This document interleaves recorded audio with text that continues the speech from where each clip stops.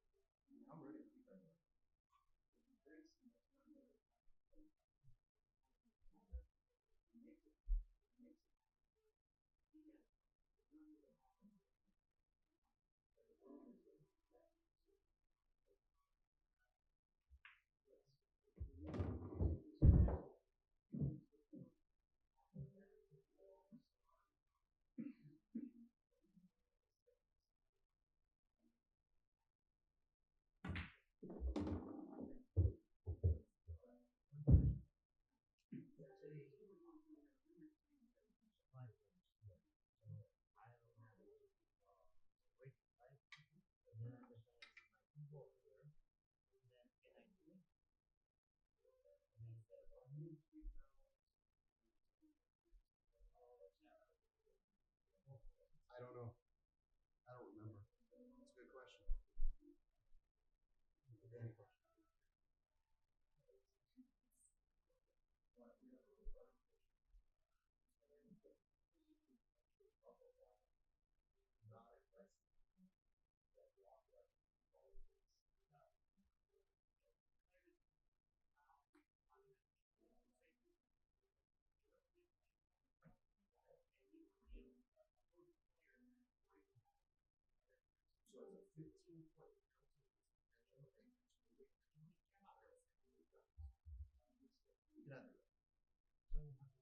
You have to do something. You have to go for something. ¿Qué van a jugar, Oscar? ¿Qué van a jugar? Un juego diferente, se llama rotación, pero americano. Es exhibición, no es opuesto.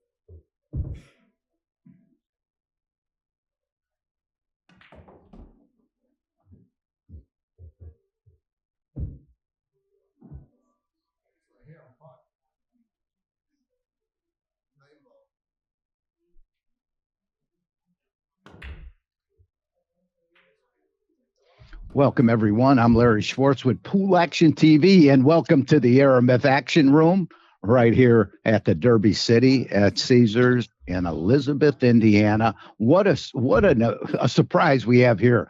This is so fascinating. I cannot wait to see it, okay? And this is a game called Kball, okay? And it's been introduced already. And joining us is Danny Kball, who's going to explain everything and the rules and everything, because I'm learning just like everybody else is. Hey, Danny. Hey, Larry. Thanks for bringing me on. You can just say Danny K. Okay, that's my nickname. So that works. And this is a rotation game that's scored kind of like straight pool. So you make one point per ball that you pocket. Every ball is called in the pocket, just like straight pool. And when you miss a shot, not just when you scratch, but when you miss, your opponent has Kball in hand. So there's no safeties that are played. This is a complete offensive game. So this encourages a lot more offensive play and a lot more shot making. It should be a very interesting game to watch, actually. So, well, I'm looking forward to it. Danny, do they lag for the break just like any game? Yes, they should lag for the break, and they can lag for the break. Okay. So this is Oscar Dominguez and Roland Garcia, and the two. Oh yeah. Very good champion players. Yeah, no doubt about it. Roland just came off a win from our last tournament at the Music City Open, defeating. Yes, He's And definitely one of the top players, and Oscar's been around for a long time, plays great. And I had this tournament at my pool room about 20 years ago, and Oscar came in second place, but he couldn't make a ball in the break. It's paramount to make a ball in the break, so you've got ball in hand and you can continue to run balls. So oh yeah, that's in every rotation game. That break becomes so huge, right? Especially when your opponent gets cue ball in hand if you don't make a ball. So it puts some pressure on the shooter to stay on the table, and you can't play a safety, so you have to keep making balls. Well, I'm excited to watch this because I'll tell you, it just sounds like people like an offensive game. They love it when they're, shoot. A lot of people don't like it's just every shot's a safe. So this is going to be very interesting, Danny, and it's really great to have you. Thank you. You will showcase the offensive part of the game, and if a player misses his position, then you have to deal with it. You can't just play an easy safety. So it puts a premium on running the table. But that's interesting too. 3 consecutive fouls is a loss of 15 points. That's good. Just like in straight pool, 14-1. Yeah. All right, he's made a couple, so he's off to the races. And he has ball in hand. Look at the layout. It's kind of everything is separated. I mean, this is really a great layout for this game. Now they're playing on 4 1/8 inch pockets on the diamond table. That is a snug. That's tight. And that really is tight. The cloth is pretty new, so there'll be a little easier than than after a lot of play. But excuse me, Danny, does he get the point for making that on the break? Yes. Okay. He does. Whatever he makes on the break, he gets those points. So, all right. All he needs now is 299 points, right? Is that, you see, in straight playing pool, to 300. In straight pool, they sometimes would run that many, But, you better believe it. I want to get straight. He got a little straight, but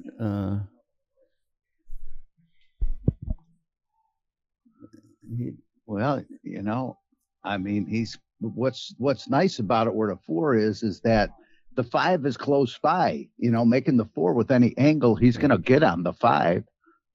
Yeah, he's got to get a little closer than this, though. He's coming down with a little angle. All right. That was a kind of a jump up on the rail shot, So he gets 2 points off the break because he did make 2 balls on the break. That's right. Yeah. Yes. Yeah. Puts a premium on the break, so the person that breaks the hardest is usually going to be more successful.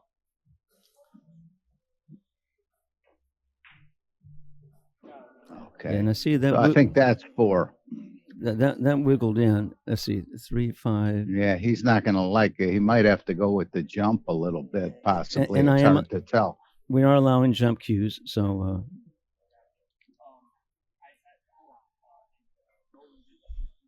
4-0. So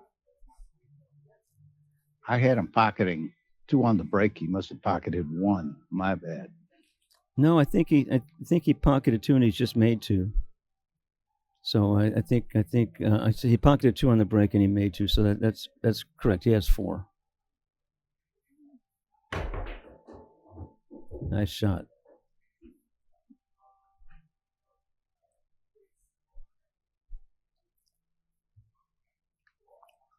Just joining us, I'm Larry Schwartz with Danny K.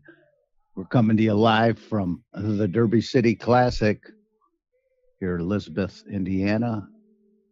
And we're introducing a new game here. So I know you'll be watching and you'll try to think from watching so much one pocket on this table or rotation. It is rotation, but you have to.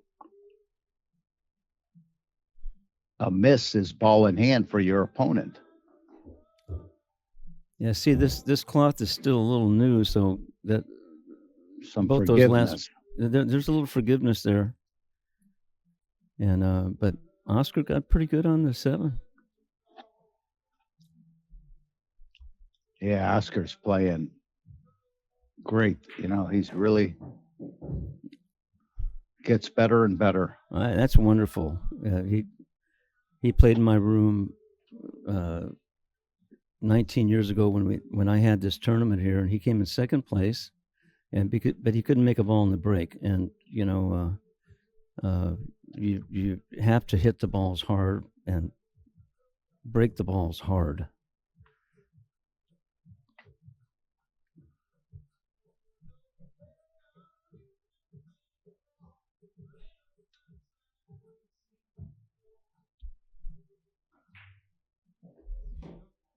Very nice. And that's a pretty good distance, 300. I mean, I'm thinking of the racks. I mean, you're looking at, 20 racks. Somebody has to win. Basically, that would be, if they ran out, they'd run 20 racks. Yeah. Well, that's not going to happen, of course. But the highest run that we had back 20 years ago or 19 years ago when I had this game played was Jose Perica ran a 49, which is really good. But the pockets were a little looser, and he racked the balls in succession, which I had not fixed that correctly yet. Now the balls have got to be mixed up when they're racked. Just at random, right, wherever they go. Stripe of solid, stripe of solid, kind of like 8-ball. The balls are racked like 8-ball now, so you can't have them all the solids on one side. And he was racking the balls differently back then, but still. So all the low balls were on one side and the high balls on the other side, right? Exactly, and so it made the racks a little easier to run, but still, 49 points is a lot. Now, after he makes the last ball, Danny, it's just going to be ball in hand, break the balls, right? Yes, and that continues the run, okay? So if he gets out here... Look out. Nice, okay. That's a nice shot. He played that really nice.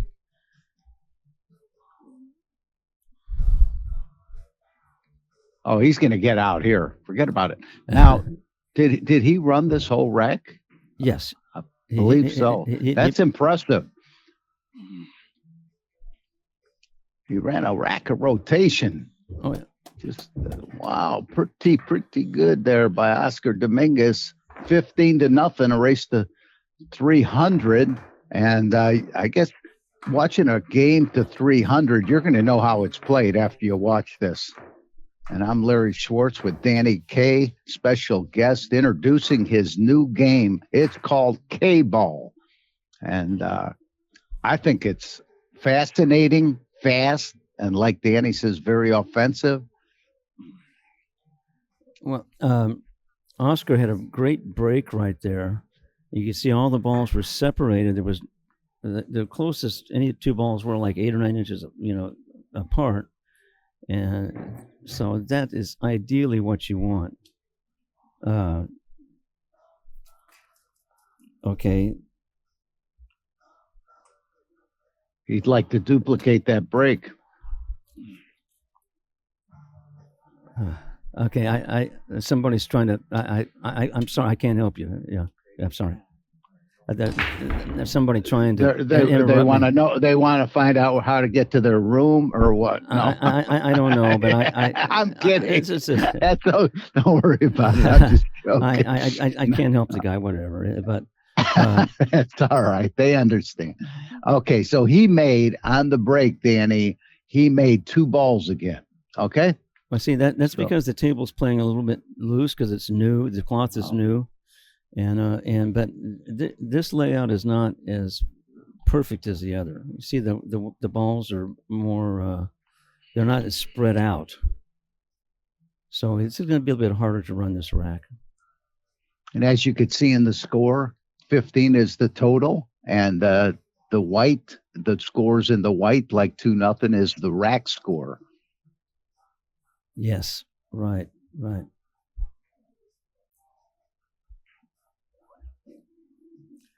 Trying to hit the. Well, I don't know. Maybe he was playing shape for the side pocket, which I think he probably was. Tough action right here, Danny. I mean, what does he do? Cut it in this corner and come back towards it? Can he cut it down now? Too thin of a cut. He may have a 3 rail, 1, 2, 3 between the 9 and what is it, the 15 and up, or he could slow roll it, possibly have. I don't know. It gets tough.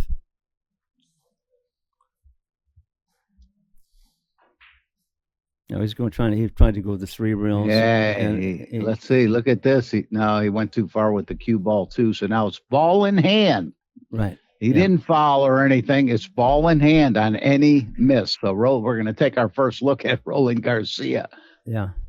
So Oscar had a run of 18 to begin with, not bad. And but this rack is. By the way, and one more caveat to the rules is Roland could have given that shot back to him.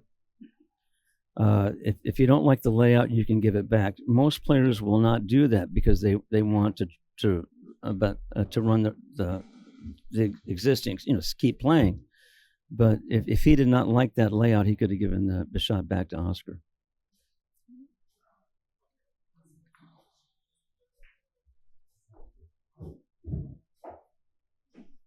We had 2 tournaments back in the, I think it was like 2005 or so, and Max Eberly won one, and I asked him later about giving the shot back. He said, "I never gave any shot back. I didn't want the other player at the table." So he just, got up there and ran the rack.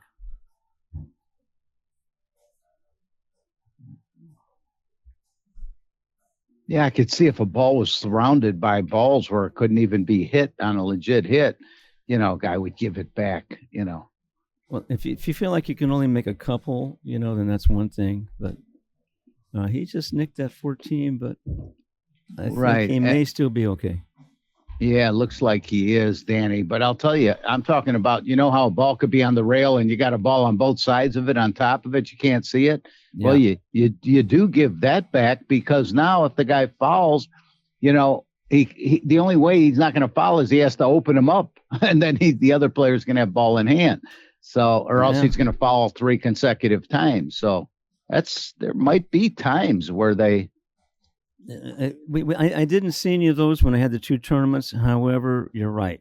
Sometimes there could be an issue, and I just have not really had to deal with that yet. Now he ran a little farther, so he may have to make a combination here. He was trying to get the 9 for the position for the opposite corner. Let's see if we could take a peek what he's looking at. That's pretty tight. Yeah, I think he's probably going to make the combination, maybe play position on the 9. I'm not sure exactly how he's going to play it. Well, nice shot.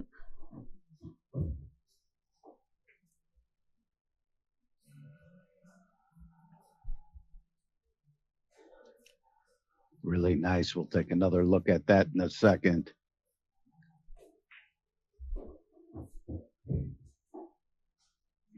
It's really nice to see 2 top-level players play this game, because you have to keep coming with good position and good shot making.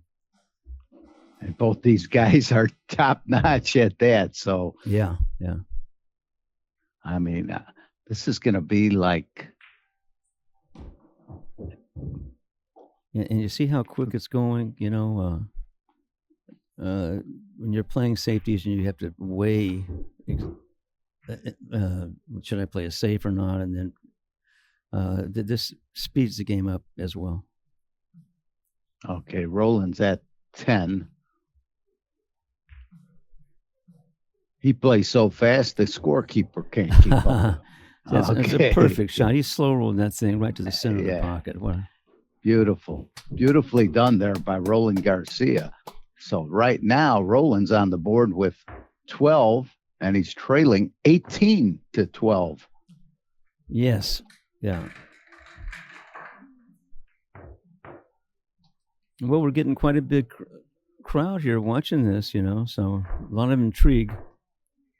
Well, I like being on the ground floor of everything, and this is the ground floor. This is, well, I know you've had it. You have tournaments before, but it's pretty good. This is the combination that really got Roland getting through this rack. He had to come with this shot, no hanger right here.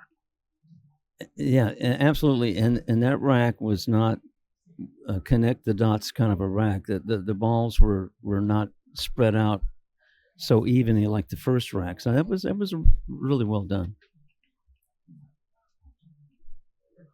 Danny, we talked a while on the phone there, and you knew everything, and from the 70s, we were both on the same page with California. You were around the places I was around, right? Yeah. Orange County. I think I'm a little old. I'm 75. Yeah. You got me about 4 years. Yeah. I was always, I played for money, but I was always in school. And, so I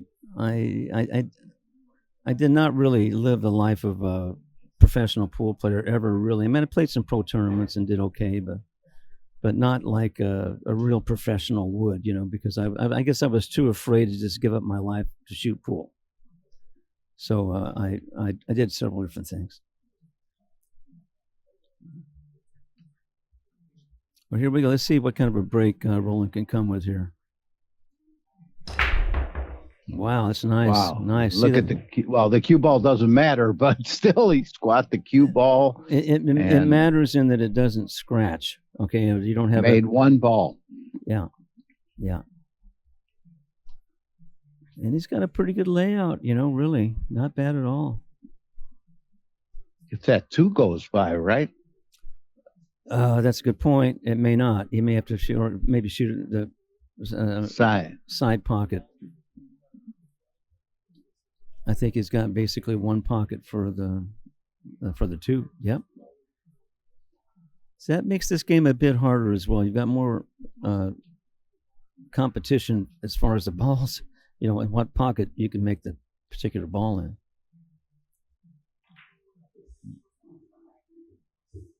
Now, I don't know what he's trying here. He tried to get to the side. You could be sure of that. He just didn't really quite follow through on that shot, I think. Right, exactly.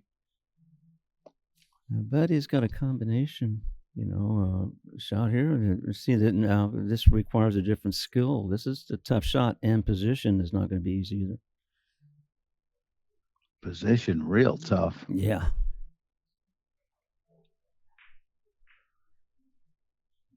Look at this man. He held the cue ball right there.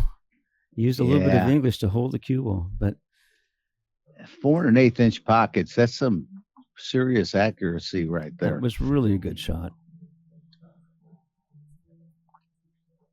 See, now right here, even if he doesn't have a shot, there's no safeties in this game for anybody just joining us. No safeties. He can make he can make the 2-11 combination. Okay, if he can cut the 2 enough, he can make it. It's just a very tough shot. I don't know. If he could get to the top side. Look at if he gives us a little peek here. Take a look. No, he may not be able to. Yeah, he may have to masse it a little bit to do that.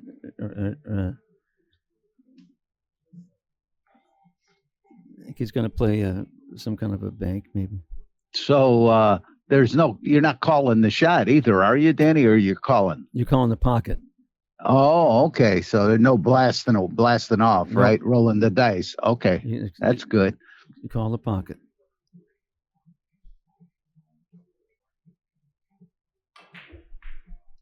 He played the 3 ball, and that was, it was a decent attempt for sure. Well, he got lucky that 6-13 got a little funny. He's going to be able to play the little ticky shot on that. Play a billiard on it, yeah.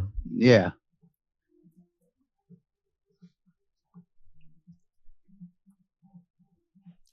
So he has 3 out of this rack. Is that correct? Yes. Okay. Yeah, that's right. I mean, this is pretty doable. 5 to that 6 over there. You're going to shoot it long. You want to shoot the 5 and just get to the right of the 8, and I think you're going to be okay. Yeah.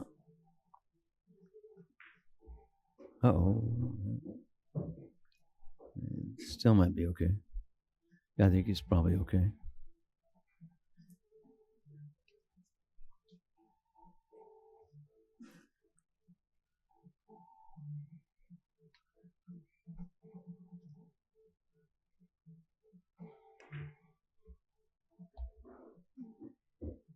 Real nice recovery right there. Yeah, I got a little angle. Yeah, just to come between those the 2 stripes above the 11. Right. And you can roll that 13, but then he still has to shoot the 6 ball. And the 10 ball is a little bit of a problem over there, but anyway, he may be able to do something else with that. Yeah, bring the 6 up for the side, the left side. We'll see. Yeah.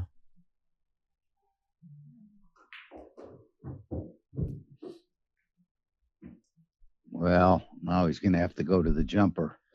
Yeah. I debated whether I talked to Strickland about this. And he said you should not allow jump cues. And I humored him and said I probably won't. But I think jump cues are important in this game. It's another skill. And like right here, to make the shot and get some kind of a position, it definitely takes a lot of skill.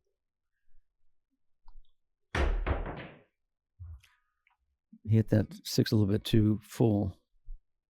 So ball in hand now for Roland Garcia. Anybody just watching for the first time, or they just turn it on, they see him pick up, he's going to think Oscar fouled. He didn't foul. A misses, ball in hand.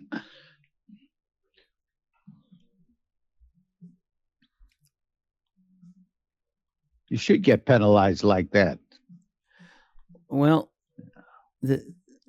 what this does is if you miss your position, you have to deal with the fact that you missed your position instead of being able to play an easy safety off the missed position. See, right there, he hit that ball really pretty good, so he can get right on the 7.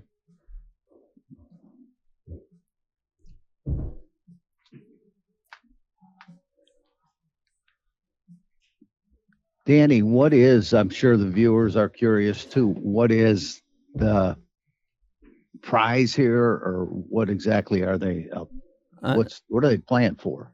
I'm putting up 5,000 myself. Wow. Something I've wanted to do for a long time, and this is probably not the only time I'm going to do it in this tournament. And I wanted it to be fair, so 3,000 to the winner, 2,000 to the loser. So wow, is that beautiful? That's pretty sporty, Danny. That's awfully nice of you. Well, I could have done 4,000, 1,000, and then they make a deal. I just soon be fair about it, above board, and if you play good, you win an extra $1,000. Well, you can't be any more fair than that. And well, he played that with high English, rolling up for that position instead of just stopping it. All right. Now we have 24 to 21. We have a new leader. And at 24 to 21, you note that it's a factor of 15. So 24, 21 is 45. 3 times 15 is 4. So it's always going to be a factor. Know. Until there's a scratch, and then it will change everything a little bit.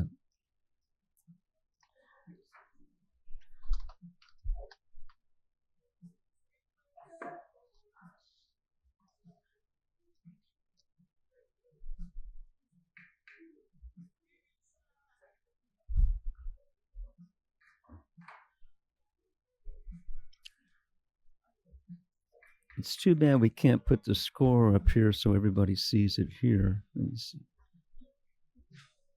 Oh, they can see it here. Okay, they can see it here, so they can look up and there's a TV. Yeah, they have a big screen right in the center, over where they rack. Yeah. Yeah, so that's great. Everybody here can see what the score is, and so that's fabulous. Let's see what Roland can do here on the break.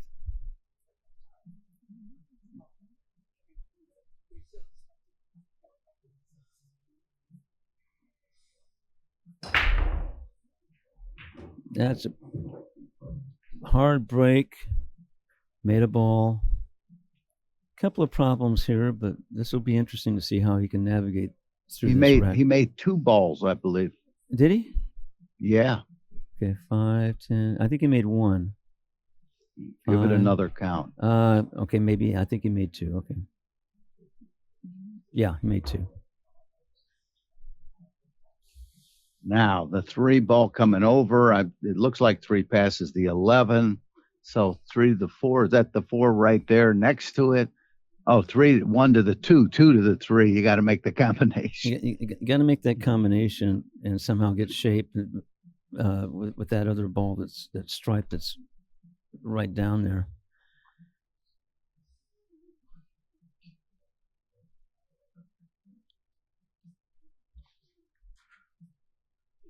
I think the 6 ball goes past the 14 in the corner. Let's take a look at that. Yeah, maybe not. Close. But the combination goes to the other pocket. That looks more.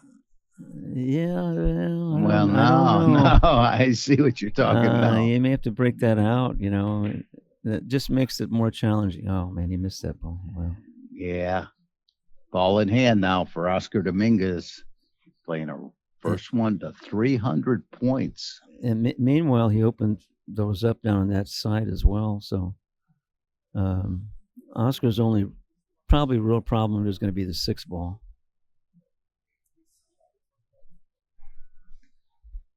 Three balls, no bargain. True. Oh yeah, that's right.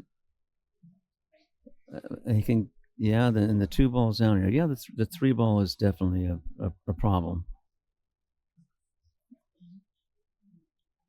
Did you play quite a bit of straight pool, Larry? Oh man, yes. I did too. A lot. I played a lot. I love it. I loved it. It was one of the first games I ever played. Yeah. When I was 16. Yeah, I played when I was very young.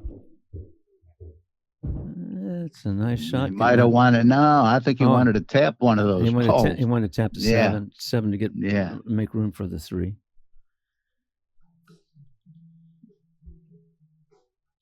I used to play straight pool with Wayne Norcross. I don't know if you ever met Wayne. Oh yeah, no, I didn't, but I know the name very well, and I probably am a favorite to have met him. Yeah. I thought he might try to break the 6 out right there, but he's looking at the 3 ball and how he can get on the 3. Maybe play a combination.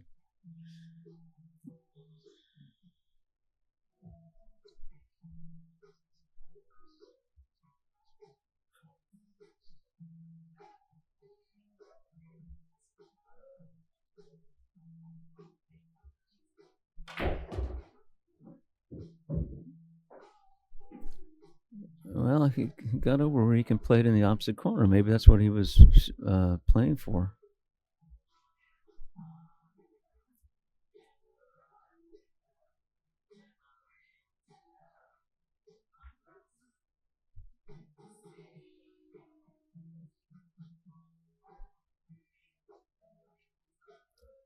You can see he called it. Everything is called. Pocket.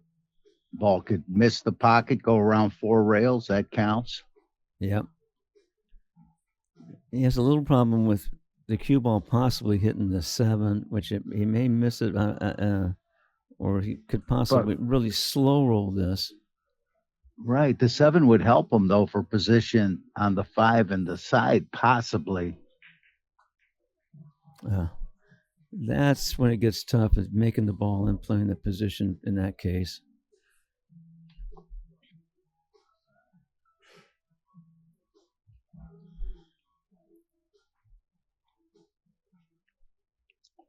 Well, I think it's going to catch on real fast, Danny. I mean, this is really fast, offensive pool. I mean, this is, Yeah. I hope it does. I was playing a ring game about 20 plus years ago with Ramin Bakhtiari and another player at Danny Kays, and we would play every afternoon. We'd play 9 ball, 10 ball.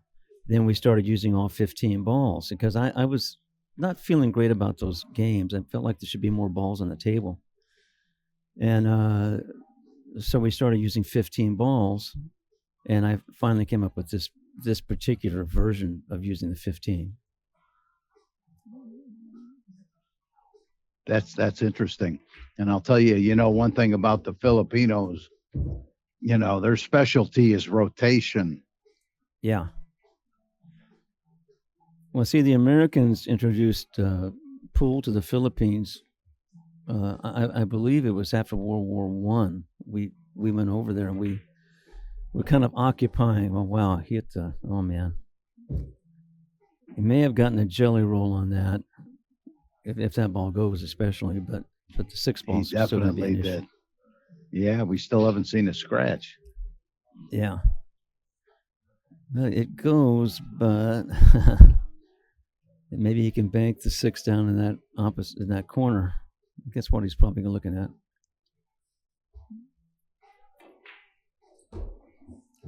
Draw the cue ball way back up table.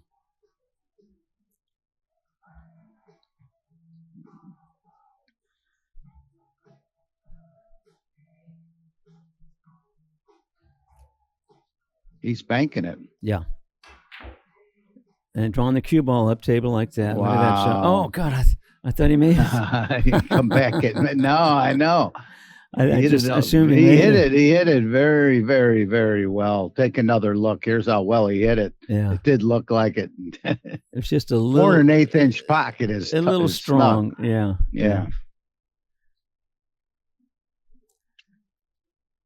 Now, Oscar's got a pretty connect the dots out here, but it's always easy to say.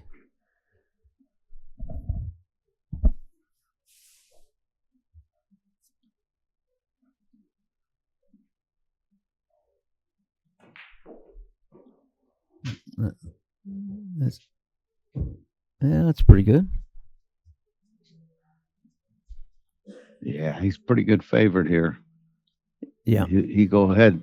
I'm trying to see here. He'll be going ahead by running these 2 points. Oh wait, no, I'm sorry. No. Yeah, by 2 points. That's exactly right. Okay.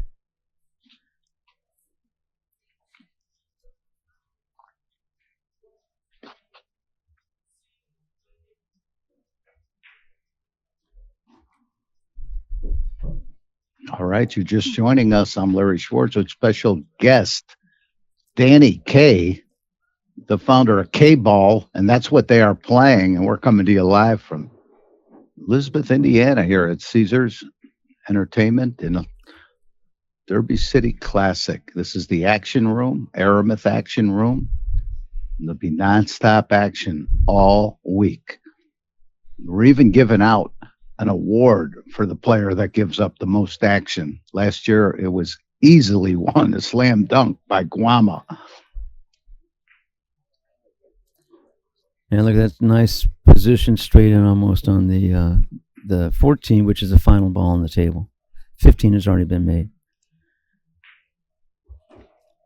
All right, 31-29, favor of Oscar Dominguez.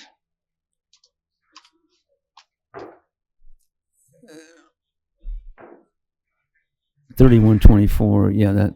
Let's see. 31.29. Okay, right. 4 times 15 is 60, of course. Yeah.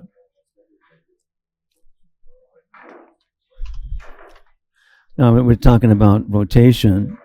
The American servicemen, because we occupied the Philippines before World War II, brought pool to the Philippines, and they learned all the games, and one of the games was the rotation game. And the original American rotation is every ball counts its own value. So that's the game that Efren played a long time ago, and that's the game that they played basically in the Philippines, was American rotation, where every ball counts its value. Now they're talking here about they've got to take a little bit of a break because they have a draw for the rest of the tournament. So Okay. So for right now, I think it's 31-29. That's cool, and we'll have to wait until they get back, and we'll start it all up again. Okay, and what the schedule is? I'm sorry, Danny, I'm jumping in here. All right. This is Ray Hansen, your host here. I'm jumping in real quick here to share what's going on. Right now, Roland has a match right downstairs on table 10, a 7 p.m. match. So he's going now, and as soon as his match is over, they're gonna be right back up here, and they're both off until 10 p.m. So they'll be able to play again until about 9:50. So that's how we're doing it. Okay. So we'll be back. Good stuff, guys. Well, thank you, Ray. Okay. We may have to resume later. I mean, after the next segment. But anyway. Okay. Okay. Well, Danny, it's been a real pleasure. I'm Larry Schwartz with Danny K, founder of Kball, and we'll be right back with, not right back, whenever Oscar gets back from his match. So thanks, everyone, for joining us. Yeah. Oh, Roland has the match. Okay. Not Oscar. And so stay tuned. All right. Thanks for joining us. Okay. Thanks. Bye.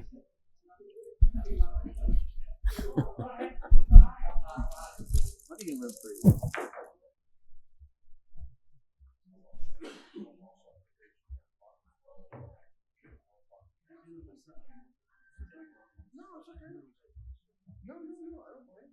I just don't want to delay you.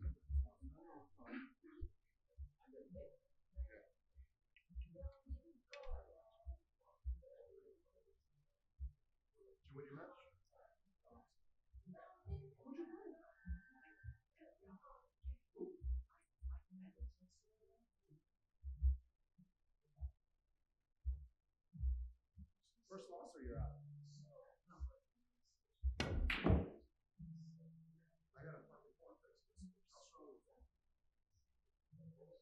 I'm in round 5. I'm undefeated.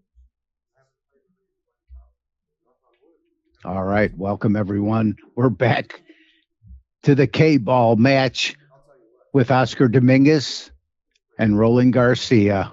Oscar Dominguez leading 31-29. Just in case you didn't tune in from the beginning, I'm going to explain the rules to you. Or I think I'm better off having the founder, who is that's Danny K. And Danny K. Hey. All right, Danny K will be with us, and I'm.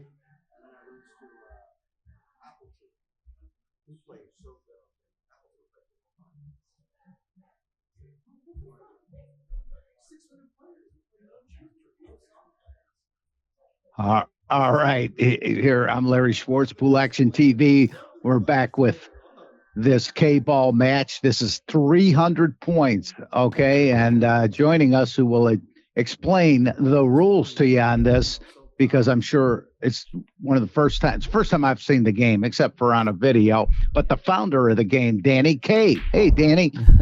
Hey, Larry. Hey, thanks for introducing me. And the game is played rotation, all 15 balls. But the unique thing about it is that it's scored like straight pool. Every ball counts a point, and you play to a certain amount of points. And when the rack is done, you make the final ball. The balls are re-racked, and you break again, and you can try to continue that run. So you can run 50 balls, continuously. When you miss, though, in this game, in my game, when you miss, not just when you scratch, but when you miss, your opponent's got Kball in hand. So this is all offense, and so it encourages the player to have to keep running balls, because when he misses, his opponent has got Kball in hand anywhere on the table. So it creates a lot more offensive pool, some better shot making, and this is you can't duck, and so it really can make it very different. It's a different mindset. You start thinking more offensively instead of the possibility of playing safety. And I think Oscar's getting ready to break here. Yeah, and another interesting thing, 3 consecutive fouls is minus 15 points.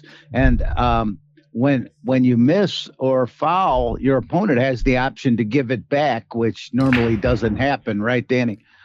It normally doesn't happen because he has cue ball in hand, and usually you don't want to give that back to your opponent because the guy may run the table, even if you've got a couple of balls that are sewn up. Well, he didn't make a ball. He come with a dry break, so Roland Garcia starts out with ball in hand, so he's going to catch up and probably take a lead here because, well, the 2-ball is even sitting funny. It's 2-ball sitting kind of funny. He's got a combination, and you'll see players start to play these combination shots instead of playing a safety. They'll become better offensively, in my opinion. This rack is kind of spread out, but you got some problems like the 2-9 and then the 6-ball down there. So, but it's kind of like straight pull. You look at a full rack of balls and you look at the problem shots, and you try to work from there. This is just a more difficult game because you're playing rotation. Yeah, always thinking ahead here, but I like it. I think it'll catch on. Oh, that's great. I'm happy you feel that way. Look at here. And this is what I thought he might do. Gamble on it. Now, does he have it in the side? Or does he have it in the corner past that stripe there? We'll take a peek. Let's take a peek there. And I think he is looking at the side. Yeah. No, the corner is definitely closed. Yeah, I can see that now, yeah. No, he's gonna try to bank it, but, see if he can make this shot. It puts some pressure on him, but well, if he misses it, Oscar's gonna have ball in hand. Yeah, but look at this. Oh, just a little high. Yeah, these are 4 1/8-inch pockets, and they do have brand new cloth, so there is some forgiveness. And right. Oscar's got a pretty good run out. 6-ball's a little bit in trouble, but what's nice is you just stop on the 3-ball. You have a perfect shot on the 4, and it's really, he might have the little ticky shot, carom shot on the ball above the 6. It sure could. Yeah, that's the 15, maybe, whatever that is. He's got to get good on it, though. And we are going to alter the race to probably 200 points instead of 300 because it is going to take a long time. So it will be a race to 200 instead of 300 points. Okay. We keep getting interrupted with them playing in matches. But anyway, but that's just kind of the way it rolls here at the Derby City,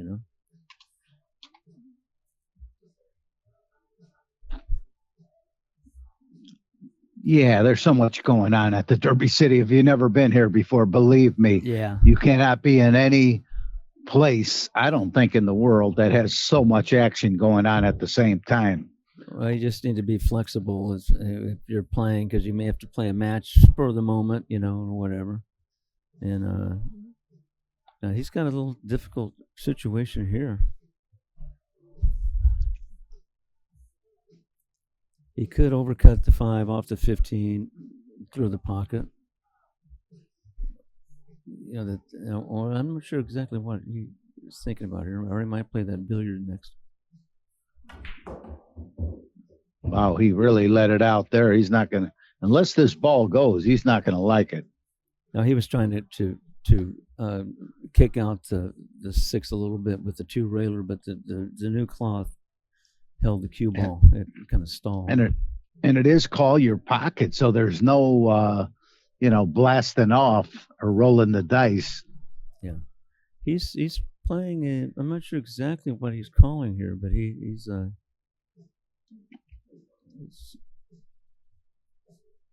playing some kind of a billiard with the cue ball after he hits the 6 on the 15, maybe, or something. Wow. He is stumped, and that's here you go. Now you've got to come up with some sort of a weird.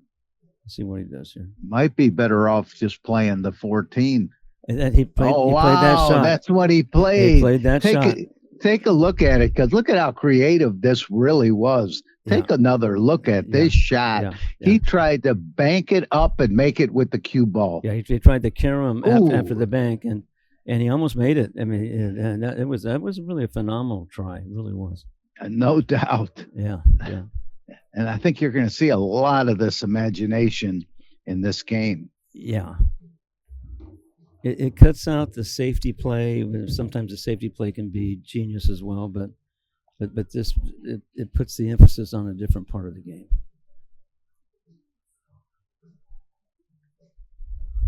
I know you've had Oscar play a match before. Have you ever seen Roland play the game before this? I've never seen Roland play.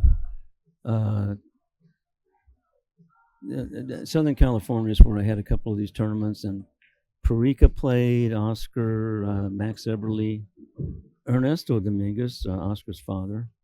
And Max won one tournament, and I believe Perica won the other.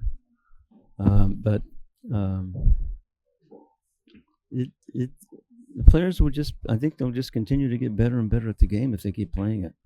Oh, they have to. Yeah.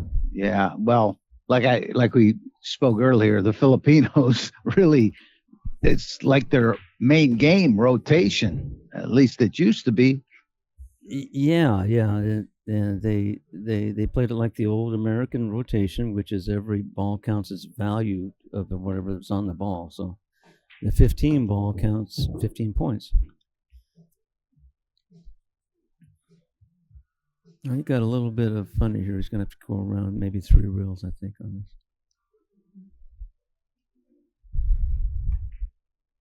this. What a beautiful shot.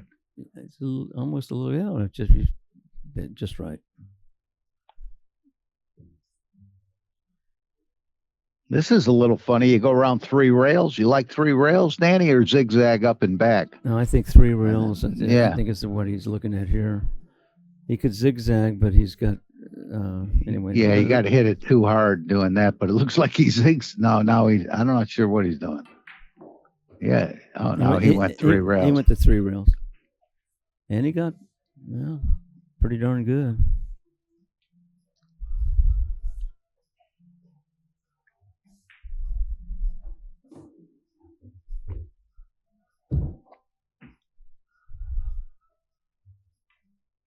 All right, that rack was 11-4, so he's going to move to 40, and Roland moves to 40, and Oscar moves to 35. Yeah. But I love the way these guys play at the clip they play. You know, you get kind of in a groove, and you instead of slow playing or whatever. So. That's one nice thing about this game. Typically, people play at a pretty good clip. Yeah, and I think it's going to sharpen them up further downstairs. 9 ball. That's a good point. That's a real good point. They'll be looking at 9 balls instead of 15 now. You know, it's what a great training thing this is. 9 ball. When you look at 9 balls out in the center of the table, is child's play compared to this. No question about it. That's a good way to put it, too. It's a good break there. A lot of action on the balls. Made 1. Yeah. Yeah, so he's going to go to 41, and he has an open table here. A little bit of work, but I don't know, that's 6 ball. Yeah, and the 5 balls, there's some interference. But from the 5 to get to the 6 in this bottom left corner, you have a lot of help down here in this bottom left corner. So, yeah, I don't know. It's 1. Let's see where the 2. The 2 is right there.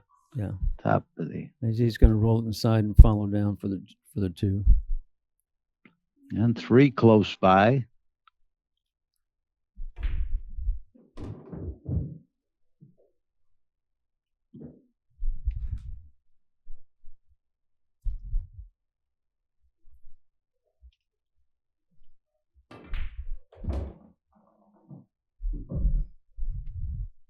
Well, an angle I don't think he wanted.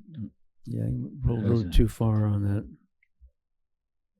The 4 ball is. He's got an idea of what he wants to do here, though.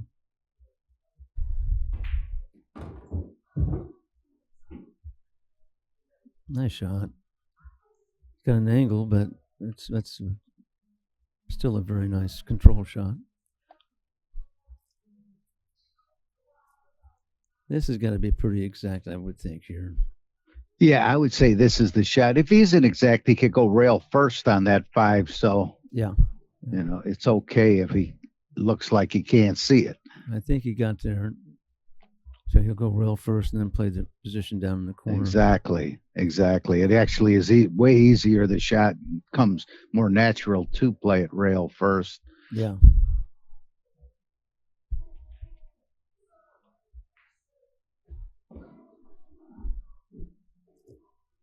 He may have gotten kind of straight on that.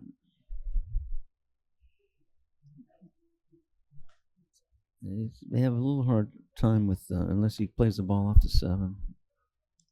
Or can he cut now? That 7 is close to the rail. Yeah. Yeah, there's a problem. Well, he's got an easy kick. For him, easy kick, right? Yeah, I don't know. Then shape on the 8 as well. Very, very easy kick. Rail first.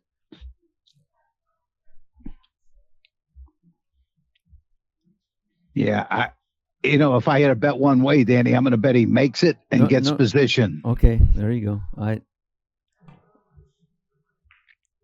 You're almost right. He certainly came close. And then, no, he knows he's supposed to make that. Well, Oscar's got an opening, so now it's his turn to see if he can run some balls. Yep. At worst, finish this table off and pull within 3.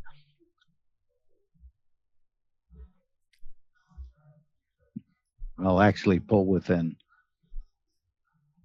5. Yeah.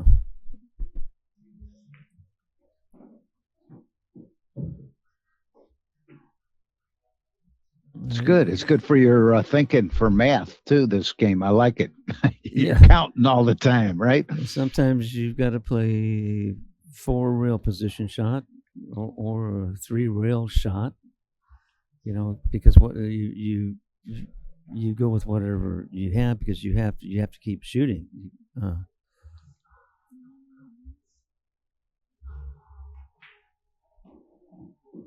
think he's trying to go down the top rail like that. And he got there. He got there. Beautiful. He's waving it off. I thought he played it like that. I sure thought he played it that way, but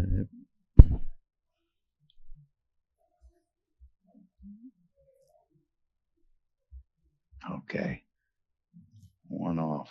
So Oscar has 2. Let's see if he makes it. He'll have 3. Oh man, that was just No. So Oscar has 2 that get that score corrected. Yeah, there's 6 on the table. It was maybe shot that a little quick or something. I don't know.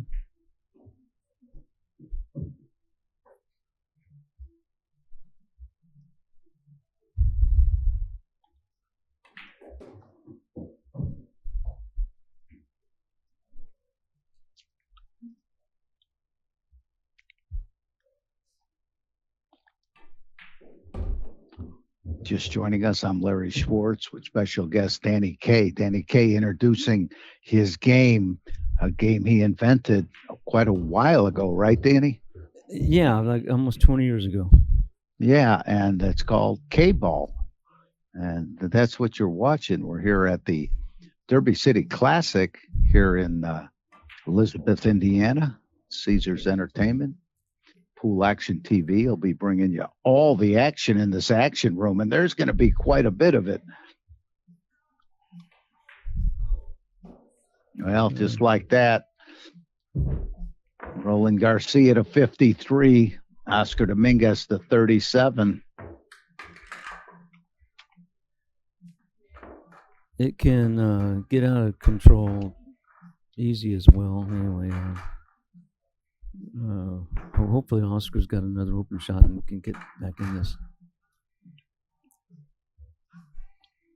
Well, you mentioned earlier, Danny, how big the break is in this game. Yeah, I like that because it it forces the players to learn to break hard. Yet you got to keep yourself in good physical condition. It is a sport after all. And I don't like the idea of using a magic rack, because you can typically make a ball off the break with that. And so the racks they have nowadays, the Diamond and some of these other Predator racks, rack the balls perfectly tight. So he'll hit these balls hard. See, look at the balls roll. Yeah, he crushed them. The longer they roll around, the more chance that you have of making a ball. He made one ball. He controlled the cue ball too, so that it didn't scratch. And the idea is to keep the cue ball kind of in the middle of the table. It can get kicked in by another ball, but you don't want it to scratch. Right. Well, the scratch is like straight pool. You scratch on a break shot, it yields like 30 balls. Instead of you getting 15, your opponent gets 15. No, that's really true. Yeah, it's a 30-ball shot. Yeah, yeah.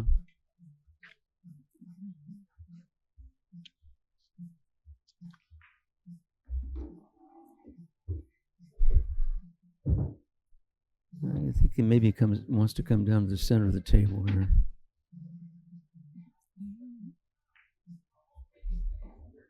Yeah, good call, Danny. That's exactly what he did, and you can't get any more center than that. Yeah, right. That's the center. Yeah. So now the 11, he comes to that other rail before the side pocket. He's going to have to avoid the 11. He may just slow roll it here and catch the window. Yeah, catch the window. But I'm wrong. Okay, he's coming over. He's going 2 rails and out for the 5 in the side, I believe. But that's a big 11 ball.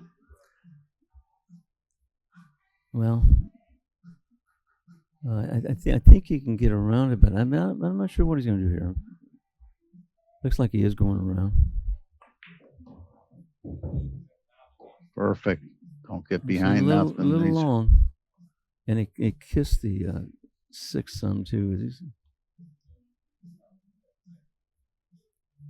He may have to shoot a jump shot. Well, maybe he can. I guess he can make it. Knocked out the 14th same time. Yeah. He's an amazing player. Yeah.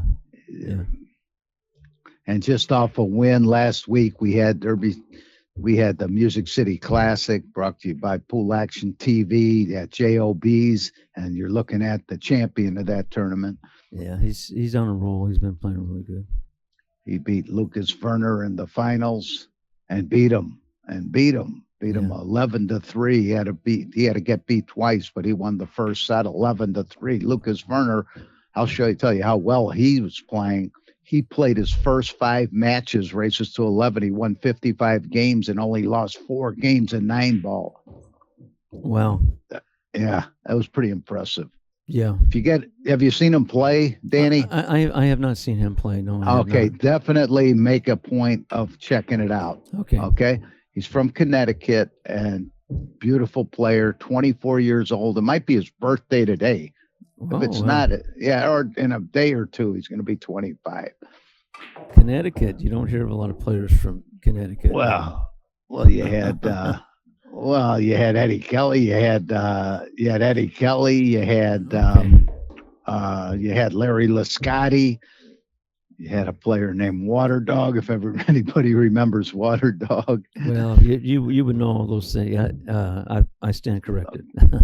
Okay, Larry Lascotti, Eddie Kelly, Champagne Eddie, right? One of the greatest players of all time, all-around player. He ended up in Vegas, though, didn't he? Yes, he did. Yeah. Yes, he did. I became very close friends with him out there, and all the way till his passing. So, just a great guy he was, and I miss Eddie. Yeah. I didn't know him. I met him once, but I'll certainly take your word for it. So he ran 15 there, and how many did he run from the previous rack? Do you remember? No, Oscar actually. Let me think. Yeah, you're right. No, he ran. Now you're asking me tough questions. Let me see here. I'll tell you. I should know Try this to. because he's still on that run. Okay. Yeah, he left about 5 or 6 balls, and I cannot remember. Oh, he left. Oscar ran 2 balls, so he left 5. He ran 5. Okay, so 5 and 50. 15, He's on a 20. 20 ball run right now. Yeah.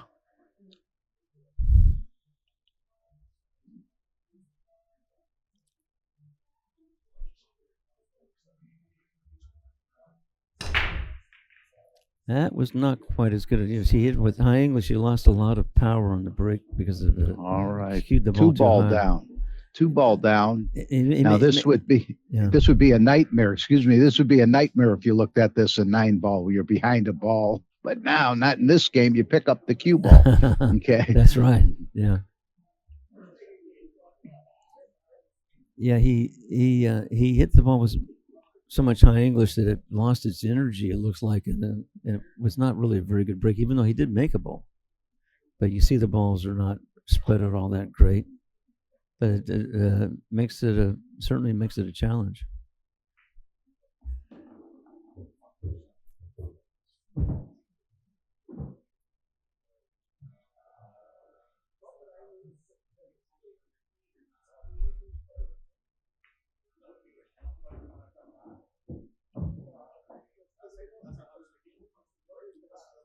Well, he's got to deal with this. That 813 looks pretty nice. Yeah. If the 9 ball is not in the way, he may have a half pocket there. I see he's playing a pretty hard shot there just to get his position, but for him, not too much, not that difficult at all. He might beat Perica's high run. I would love to see it. I really would. Well, if he runs this, he's 1 rack away from it. Well, it would be 35, and you said 49. So if he could run the next rack, finish this, and run the next rack, he'd be at 50. That would be wonderful.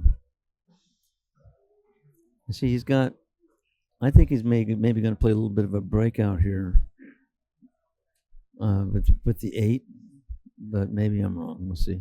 Yeah, that could be.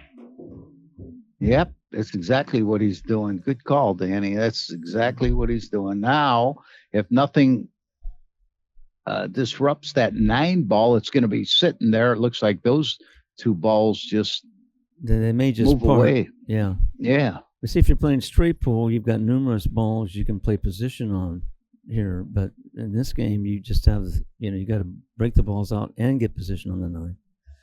So it's definitely more difficult in that respect. He's looking to see exactly where he's going to carom that stripe ball on top of the 13. Well, it looks like he could draw that and leave the cue ball there and both balls apart, like you were saying. And maybe he'll draw the ball out.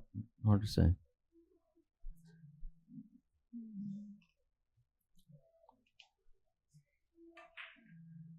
Huh? Oh, well. Too hard. Cue ball he got the window. Another kicky. He's looking at the window. I wonder if he can cut it in with a little English.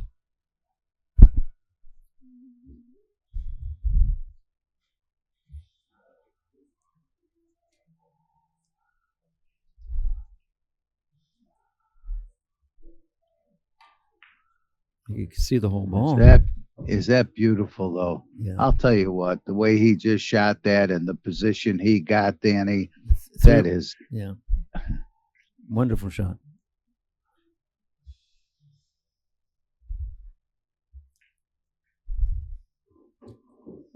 All right. Take one more look at that shot right here. Look at how nicely he moved this cue ball around 3 rails. Yeah, with the new cloth and playing that little dip that the cue ball did because of the new cloth. He's going to cut this, I believe. Now don't slice with the twirl on the cue ball a little bit, or I may not have even used any twirl on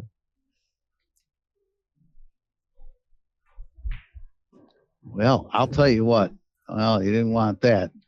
But he got a But- little bit of a roll on it. I think you're going to be seeing him break next rack to see if he can beat that record. Yeah.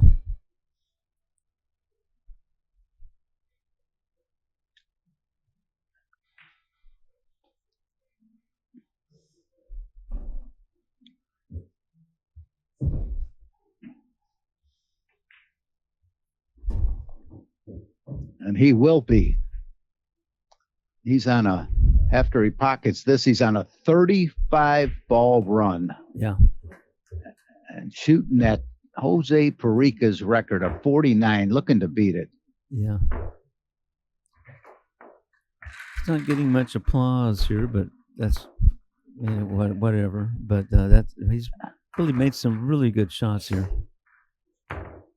Well, Danny, this is the introduction to this game. It'll catch on. There's no question about it. Oh, When thank people you. understand, when people understand what they're watching, Yeah. they're going to appreciate it that much more.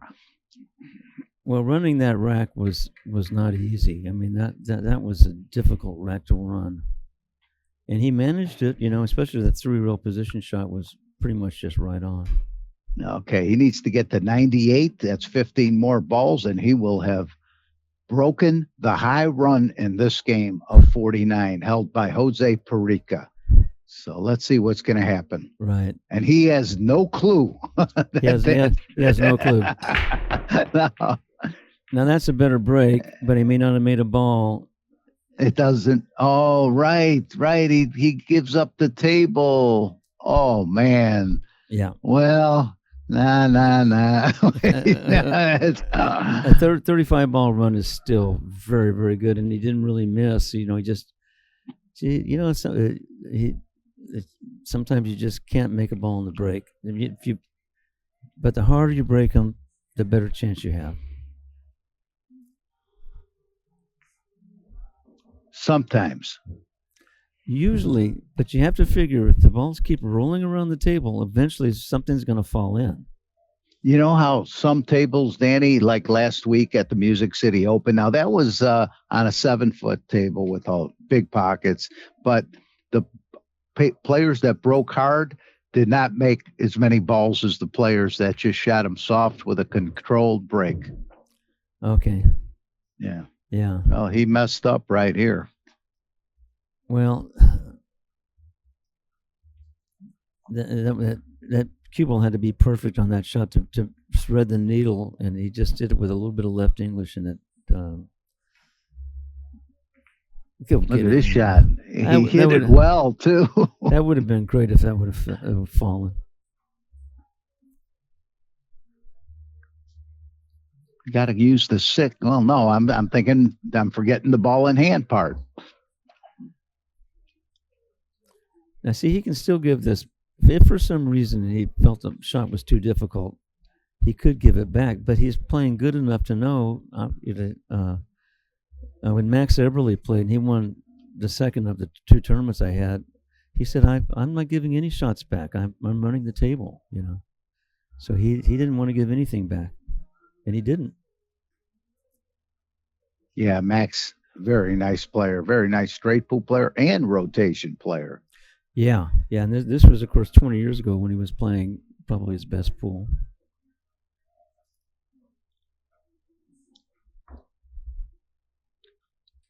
This is interesting. The 5 ball is a little tricky, getting from 2 to 3, and then the 4 is right there. Wait, no, the 4 maybe is down. He'd like to be where Oh, the the- 13, where the 15 ball is on this 4 ball, in that line a little above the 4 ball. Oh, wait.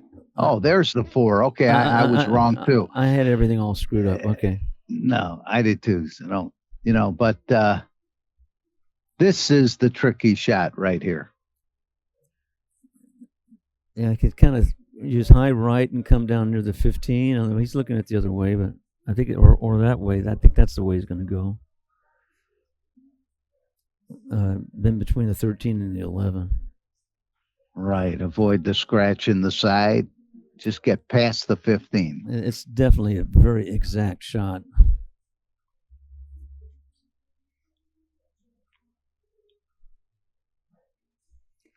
Well, there we go. Oh, coming around that way. That's a very nice shot. Very well done. Well, how well did he hit that? Wow. Yeah. Roland Garcia. Beautifully done. You are right. He is really on. He's really playing some good pool. While he's looking, take another look at that. Look at how he came around in between these balls, right, Danny? Look at, or just above those balls. That's incredible. Yeah, he had to use enough spin to get around.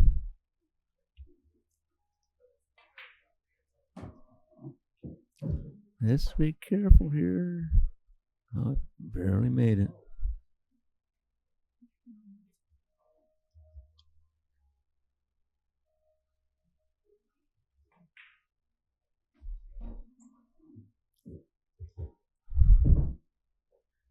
See, now you're playing 9-ball. And this is actually not the easiest of 9-ball runs because the balls are not that spread out. But still, I think he's got this pretty much.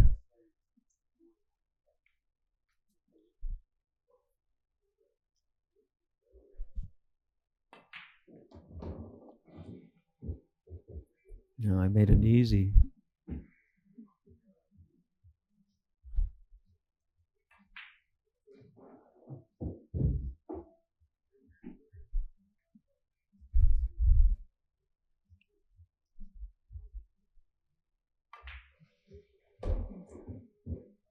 Just such a beautiful player. He is continuing in the zone from his other tournament, looks like. And playing the other way, Danny, where they, you got to figure out different safety plays and stuff when you get out of line. He slows down quite a bit. Yeah. But it's so nice to watch him. That's what makes this game, and I love it so much because you get to watch them in their rhythm, and moving and moving. So, and you're going to see, like in the first segment, he played shape on that bank on the 6 and hung it up, but had to draw the cue ball all the way back for position on the 7. But that kind of a shot you'll see quite often because the player doesn't have a choice.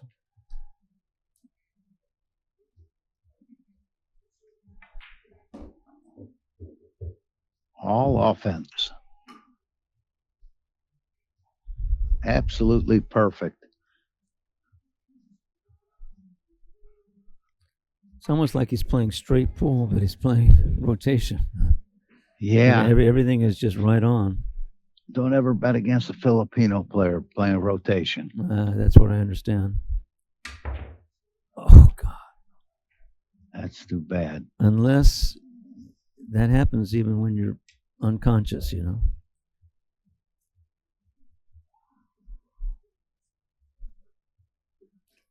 I'd love to see Oscar get on a roll here. Well, he's very capable.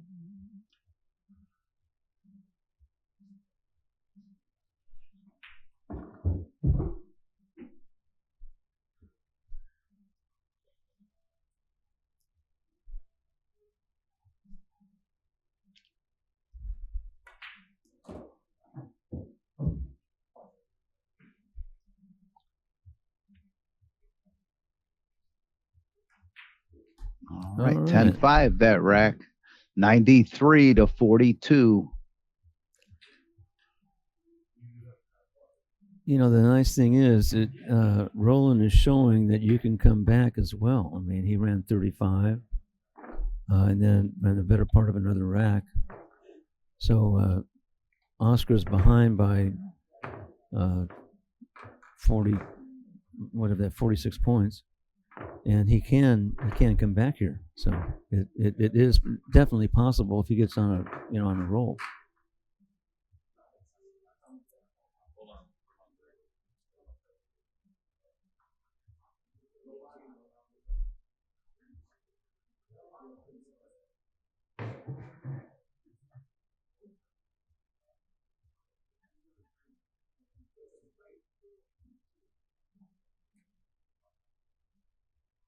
All right. It looks like this is going to be the last rack for this segment. Oscar has a match that he's going to play. So with another hour and a half, I guess we'll be back doing this. But that's kind of what we put up with the Derby City here.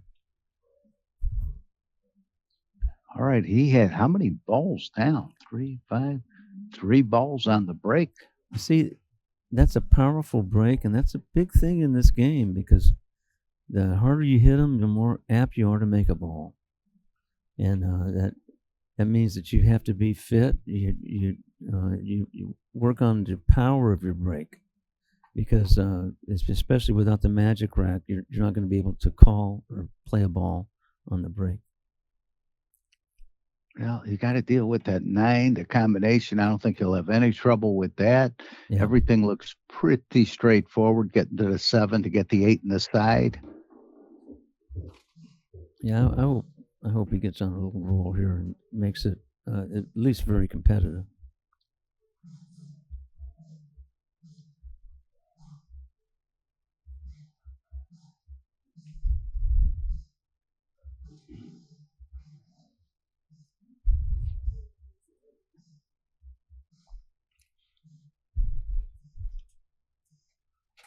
Yeah, I mean, really, without a doubt, he should have no trouble here. Well, he just watched his opponent run quite a few balls and get out of it. It can make it a little bit difficult, to get up and when you're way behind.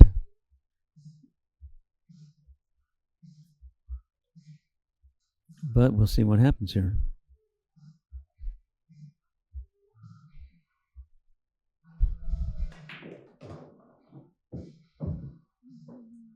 It's kind of uncharacteristic of him, but he's still in this game, in this rack.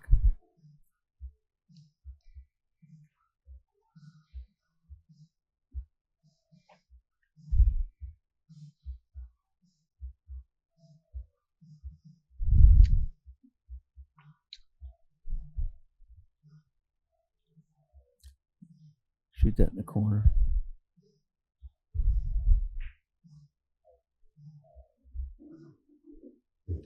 That's a nice shot. It leaves himself a little tough on the 5, but he can still get out here.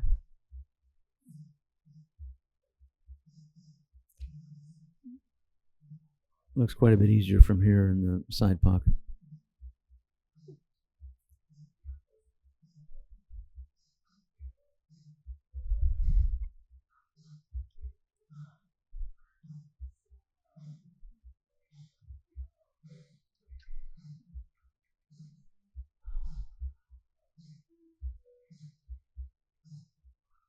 Yeah, playing in the corner already.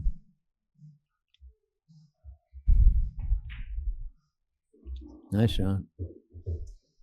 Well, you don't want to be too straight here.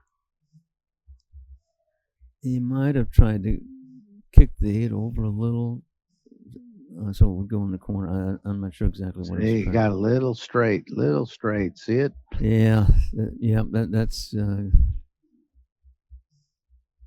This is tough action right here. Well, this is the game. He made a little mistake there, and now he's out of line. So he's got to find a solution.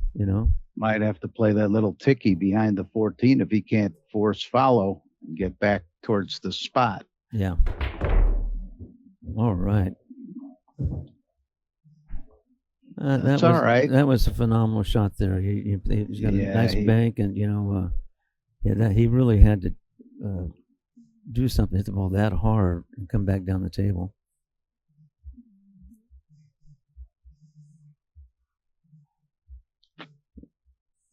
I wonder if he has a possible billiard on the 9-14.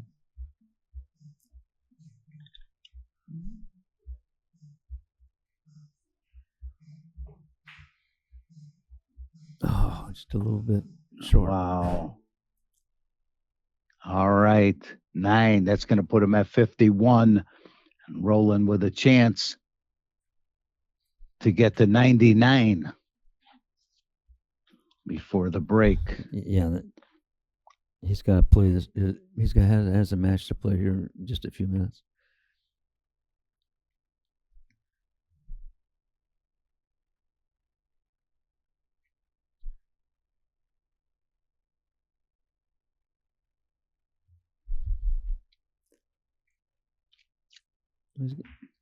Make this and get position is not necessarily simple.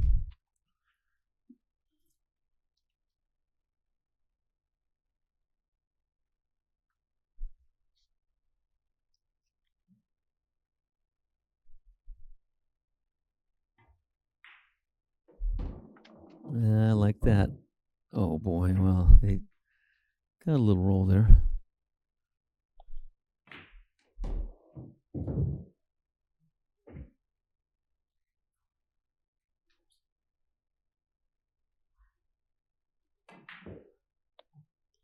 Uh-oh.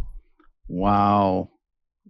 It's just maybe a mental error there. Who knows? But yeah, that stretch over the table. He wanted to be closer to the rail. Yeah, right.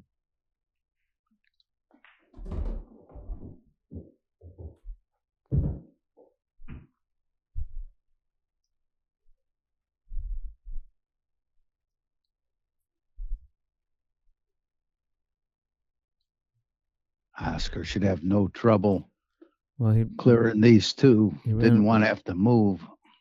He went a little long on that, but he's back in line.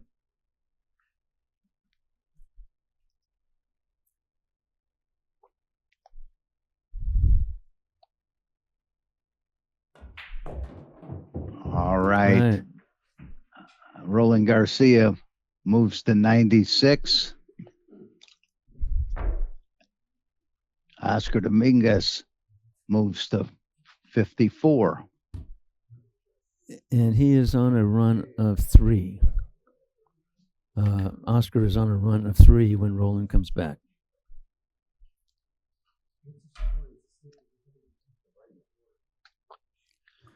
So Oscar looking like he wants to keep going.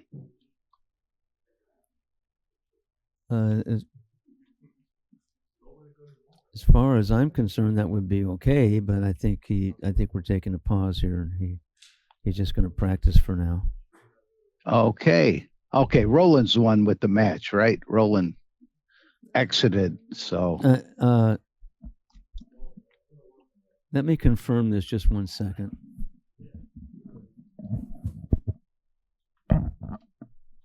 All right. Wow, Danny K. Really a pleasure to have Danny K with us introducing this new game, Kball. New to us. He's had it out for over 20 years.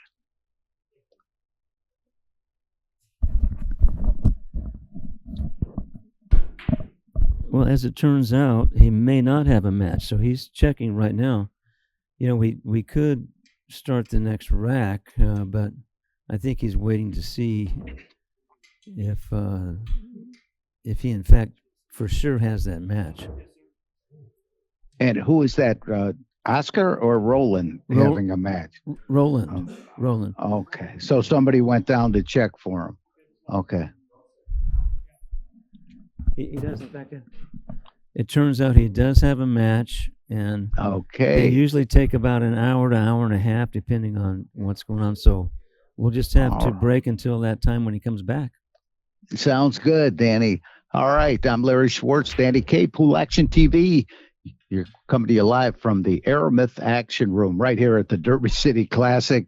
We'll be back soon, so don't go far. And thanks for joining us.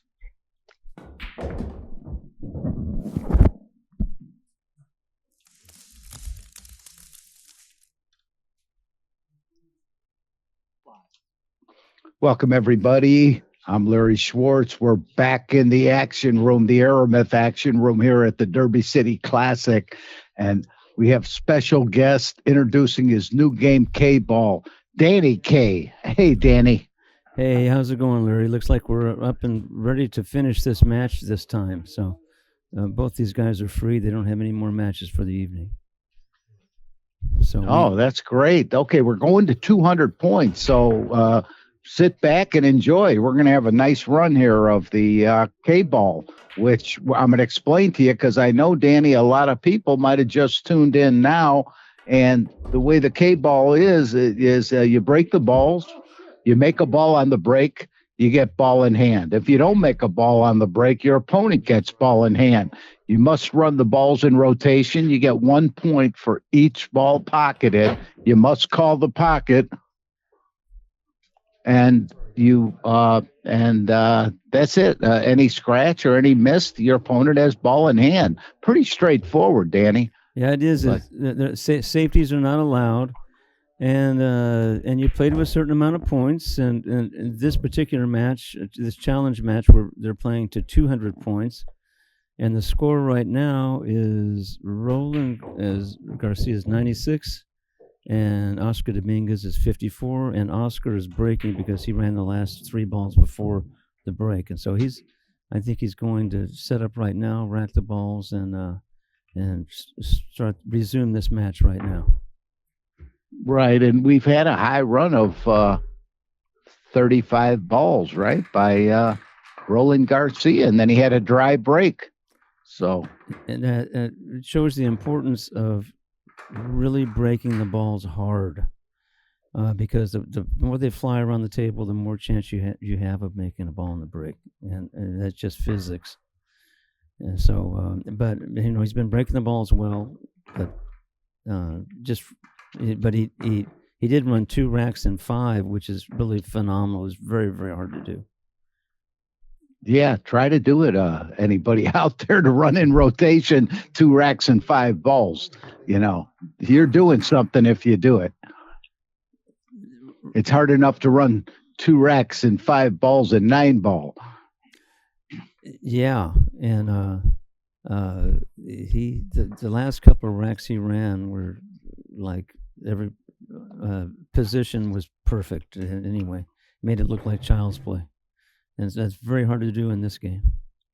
Yeah, he did. That's a good way to put it. He made it look like child's play, and he did. So here we go. Oscar to break. He's on a run of 3, like Danny said. A couple interruptions because the players have had matches downstairs. They have their tournament match. So Roland had a couple. But go ahead. Excuse me. I'm sorry. Well, I think you'll see Oscar break the balls really hard. He's got a very hard break, and he's likely to make a ball in the break. We'll see what happens. Yeah, the table is 4 1/8 inch pockets, but they don't play like that right now just because it's brand new cloth, brand new 860 HR Simonis cloth. It definitely plays a little bit different because of the new cloth. He just made that 3 ball on the side. So I believe he made 1. Yep, that's exactly right. He's got the 7 ball tied up, 8 ball a little bit, even though that 11 ball would go in the billiard from there. It doesn't look too bad.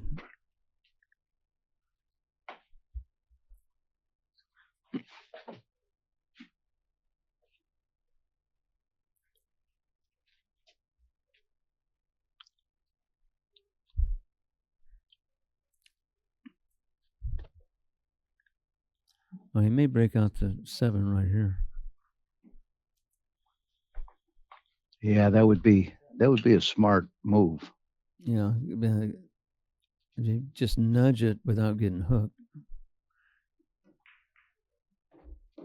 But I guess he didn't play it. And Danny, I'm going to step away a second. I'll be right back. No problem at all. He's probably going to slow roll this ball, I think. Yeah, and he got pretty good on it.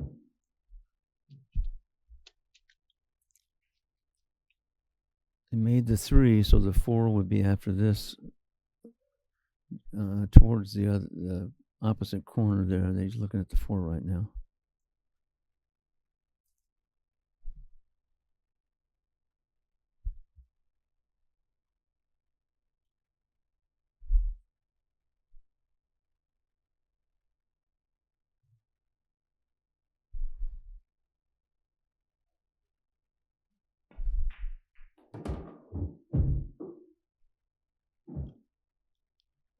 I think he's okay on that.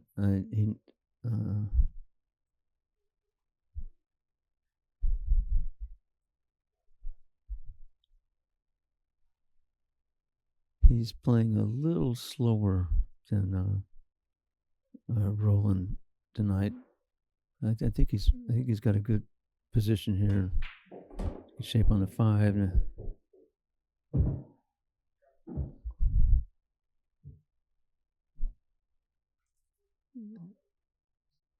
I think he's going to go into that combination, break out the 7, and also have some kind of shape on the 6.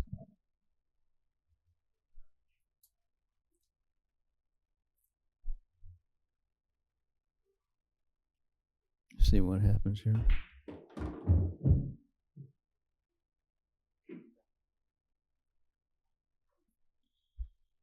Larry, I got the mic. I got the cursor. Thank you.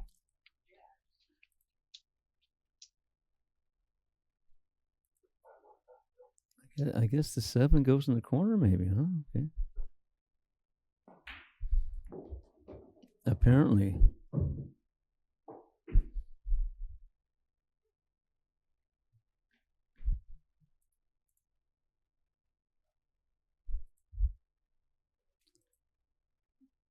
Looking to see if that 8 ball passes, but he can also play the billiard on the 11.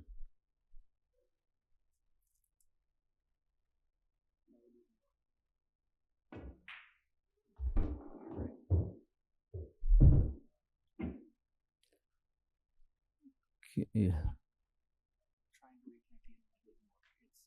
He may try to fit that 8 ball in the back, or he's looking now at that billiard on the 11. The position off of that, if he makes that 11, is the problem.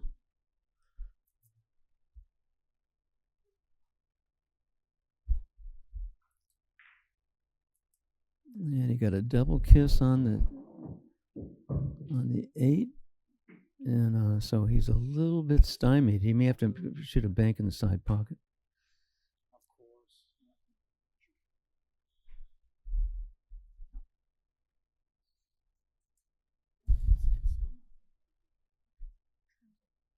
Larry, you have the cursor.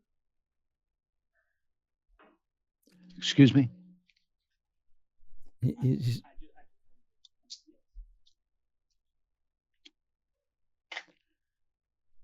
This is a little bit of a difficult predicament, really. I'm not sure the 8 goes by the ball that's in the center of the table for a bank in the side.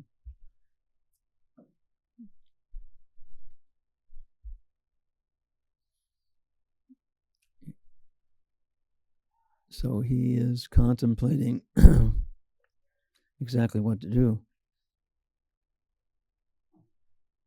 He's going to play it down in the corner. Try to have the ball go long, I'm assuming, the 8 ball.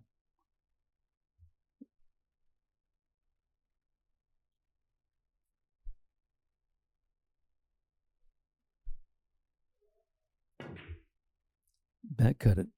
Oh, man, nice try. Nice try.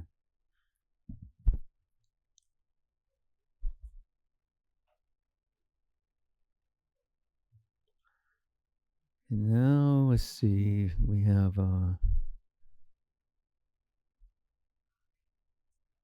Oscar made 9 points on that.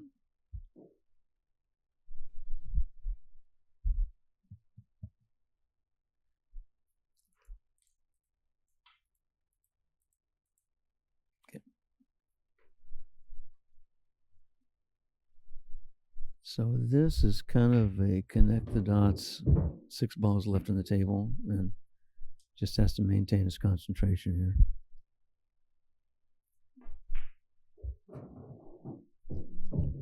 All right, Danny, I'm sorry I stepped away. And no problem, Larry. So Oscar ran 9, right? He ran 9, and he tried to back cut in the 8 and just undercut it slightly. So now Roland is back at the table.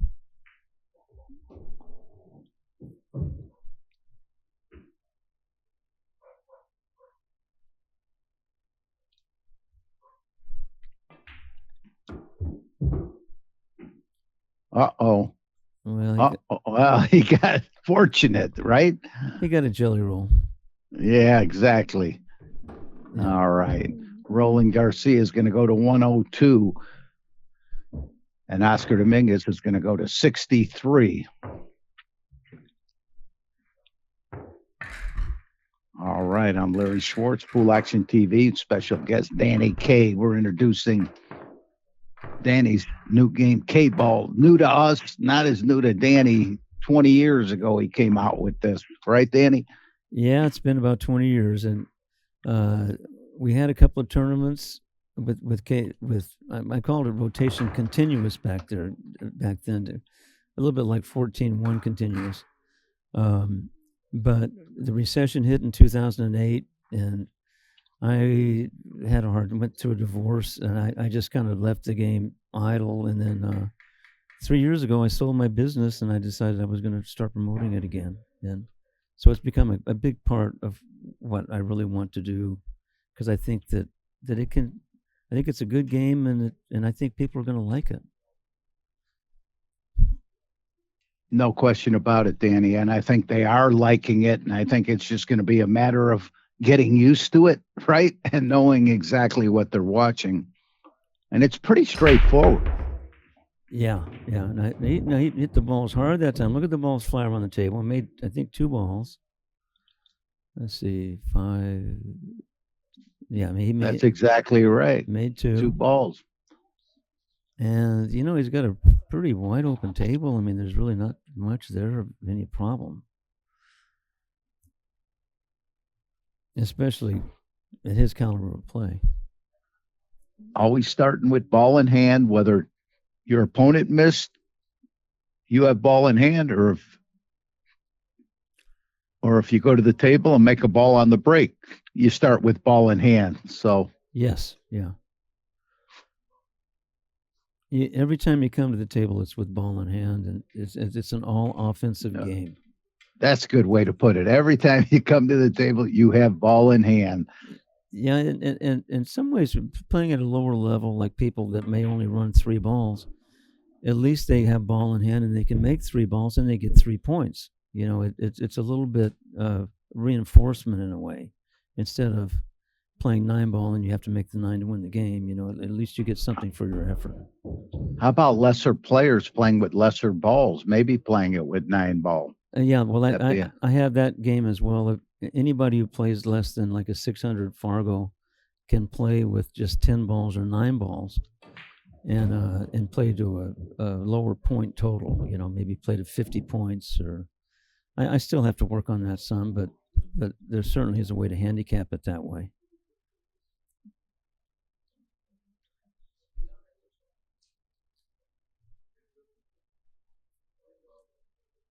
Well, he's got a follow down for the 5 here.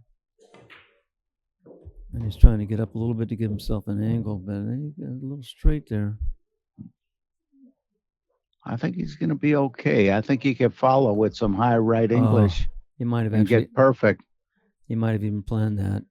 Well, if he's looking at playing at the short side, but he doesn't have a full pocket.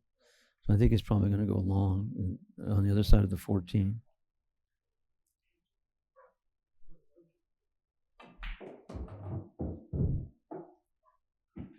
Beautiful shot. Can't get much better than that.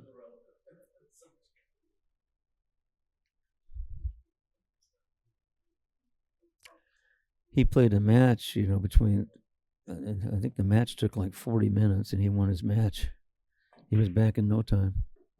Right. The last match took a little longer. He had an exit for a previous match too, right? Early in this. Yeah, and I think he lost the first 2 games of that match and had to come back and win in the bank. Wow, that's why it took so long. But he did. But in this case, he just ran through the opponent and was back right away. We probably took his momentum from this game over to that match and played really well. I really believe that. Yeah. And he has a lot of momentum right now. Maybe too much momentum on this cue ball. No, Well, he he's might. okay. Is he okay? I look. Yeah. He looks okay. Yeah. It's beautiful to watch him play, right? Like he has to be somewhere, but it's just a beautiful thing. He is kind of in the zone. Apparently, he's been there for a while. So since his last tournament.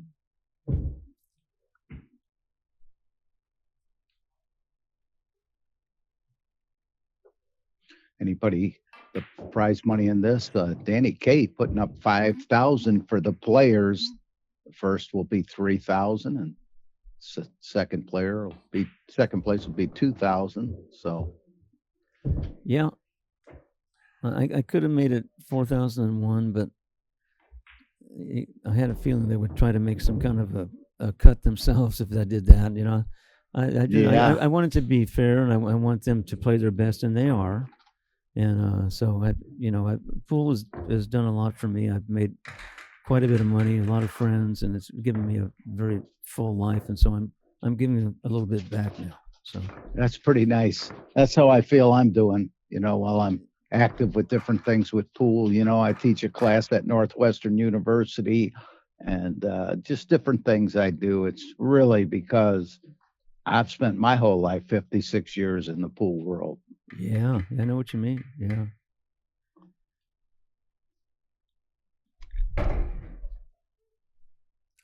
So, how many balls was that? A full? I believe it was definitely a full rack. Oscar got 0, so it was a full rack. So, but what did he start with? It wasn't Oscar on a dry break. He ran the last balls of the. Oscar missed, I think, with 3 balls left on the table last. So he's on a run of 18. No, because he missed. Oscar missed the 8 ball, and because he tried to back cut it. So I think he's on a run of 6 or 7. He missed the back cut on the 8 ball. So not that last rack. He missed it, and not in the last rack. He missed it on the rack before. I think it was his last rack. Well, the rack before he missed the 8, and then so he's on a run 6 plus 15. I believe it's 21. Right, irrelevant right now. It's irrelevant in a way, but I mean just for record's sake. Oh, and it's irrelevant because he didn't make a ball break. Okay, exactly.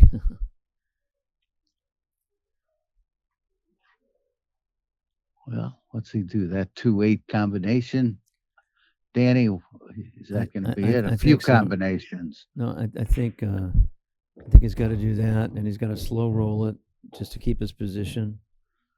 And this can be a little dicey because he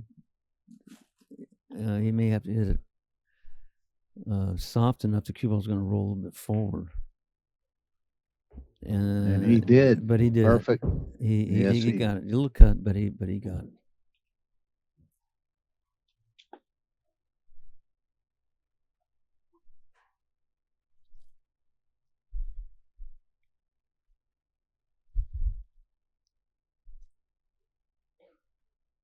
I just can't tell how flat he is on this 2 ball. He's got a pretty good cut, so he has to bring it off the ball and kind of. I think he's going to come back out. Hit the 14 possibly. Yeah, I played it off, and I think he. Oh, okay. Well, he has a shot on the 3, but I think he's looking at the following ball.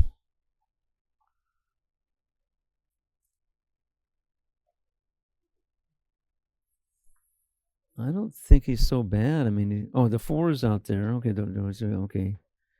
He will draw it back for the 4, if that is the 4. I don't think he's in that bad a shape here. Anyway, it doesn't look to me like he is.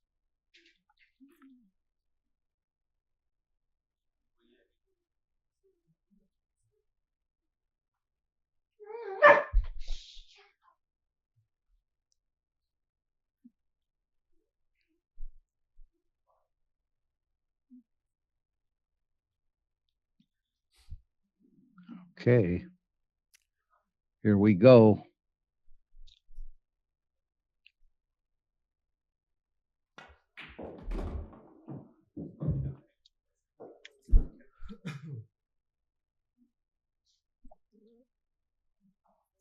Is the 4 ball down table? Is that okay? That is the 4. Okay.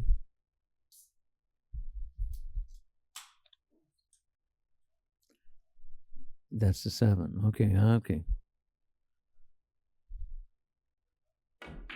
Yeah, I don't understand what he wasn't happy about after that shot. I thought he was okay. He was a little bit far from the ball, but it wasn't that bad. Yeah, exactly. Yeah.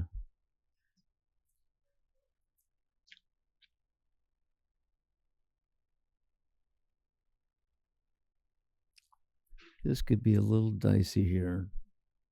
Lose the 6 to the end rail? No, he did perfect. But he made it just right. He kind of played the 6 as well there, as far as the position.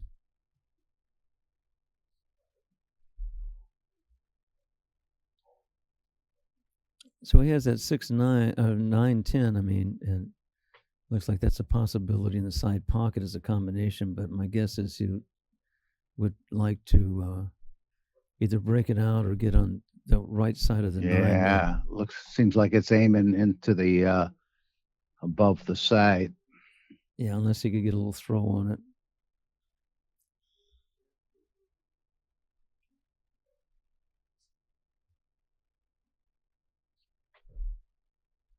I mean, you really got to fall perfect on the 8 to get up backup table. That is really true. Because the 8 is kind of landlocked there. I mean, it'll be interesting to see what he does here anyway.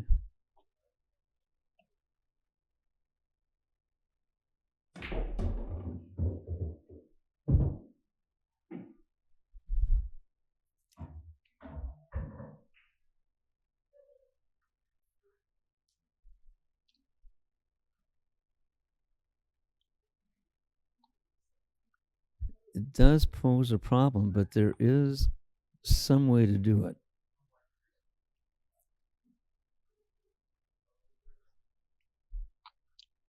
You could get perfect on the 8 and then draw the ball back and maybe kiss the 9, like from there.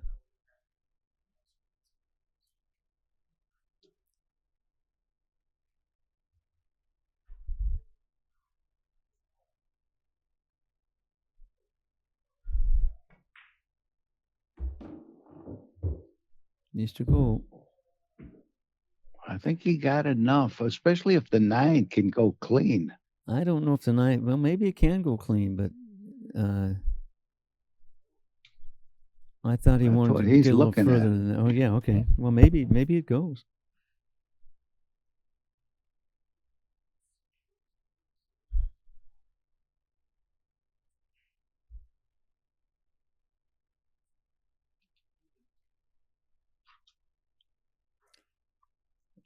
Still wonder if he's looking at that combination, possibly he could throw it a little bit. There's a little gap between the balls, but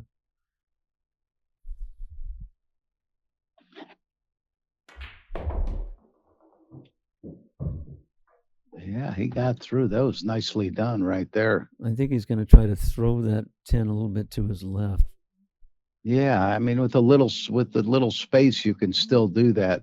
Yeah, and with a little English as well on the first ball that you can apply. Yeah, but little left English, you'll put right English on the 9 ball. Exactly, yeah. I think he's got a shot at making this, unless he's going to cut it. He may do the opposite here. Well, cut it a little bit. It was deader than we thought.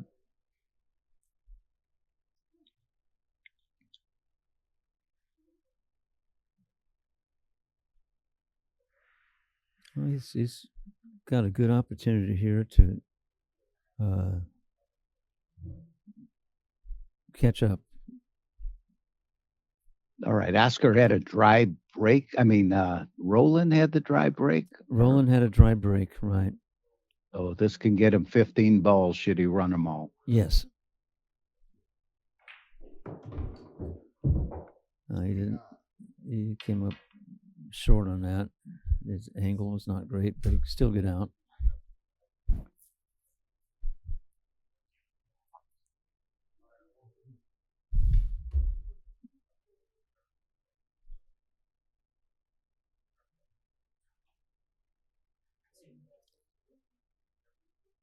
Looks like he's going to kiss probably the 13 on the shot to some degree. So the cue ball is going to be a little bit loose here. Probably kiss the 13 down, maybe towards. I'm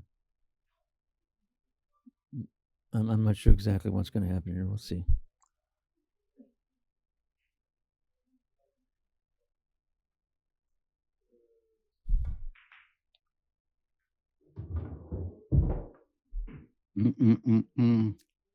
That's one of those shots where you a little harder and he would have been fine because the 13 would have come over. I think he'll kick it because he probably won't. He'll probably bank it straight back up to the right. I've got a feeling he's going to kick it 2 rails. Yeah, come rail first and just. Because if he makes it, he'll have position. Will he? Yeah, he'll hit it soft enough. Oh, I see. I see. Kicking it this way. I see. Yeah, come off. 2 rails, and he just has to make 14 in the side. Yeah. Oh, that was 4 so 1/8 good. pocket. 4 1/8 inch pocket showed up. Yeah. And this is not as easy as it looks. In the diamond shelf, it's awfully. Oh, now ball in hand. Excuse me. I'm sorry. Yeah. I was playing it from there. Yeah. Okay. Yeah. Now it's simple. Yeah. Well.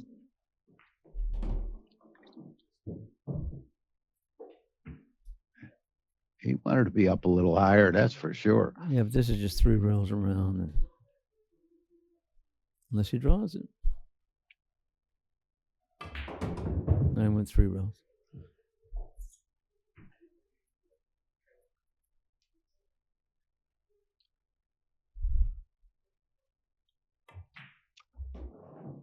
All right, Roland to 120.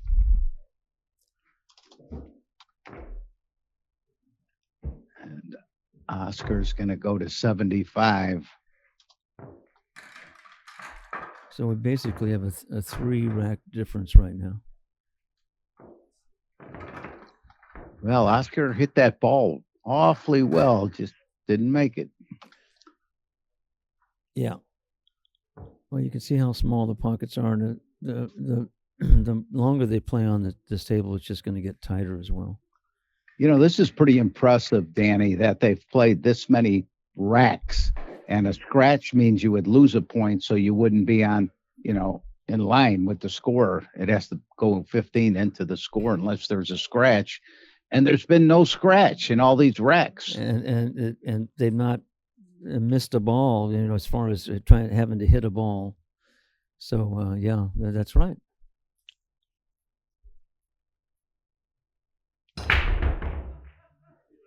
And he crushed him.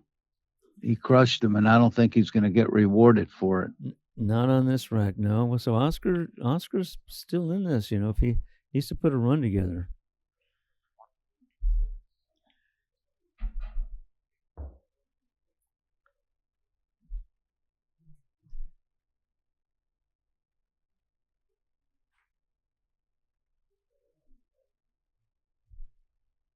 Tough action. Yeah, you got to play that down in the bottom left. I don't know if the 5 passes. I think it does. Yeah, I believe it does. Yeah, it passes.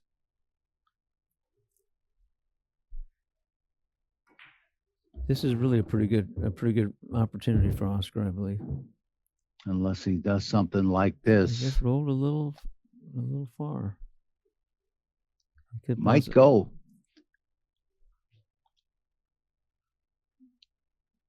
Yeah, he's looking at the corner. Yeah, I think it goes. I think he'll be able to hold the cue ball right there for the 3. He's going to play the other corner.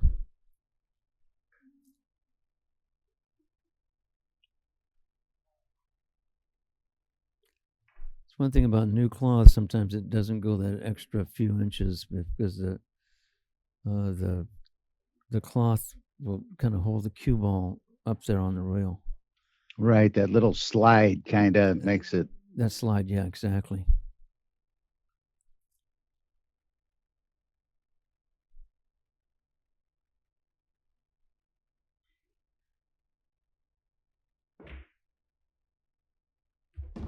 Nice shot. Nice, beautiful.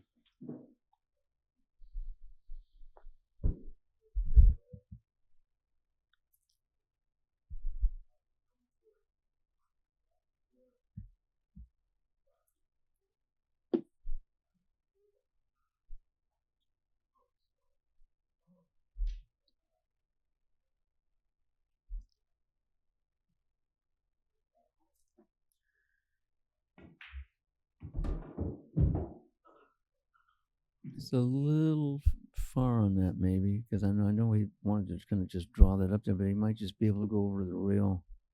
Yeah, And come climb- out. climb No, up a missed little. the 6. Yeah. Yeah.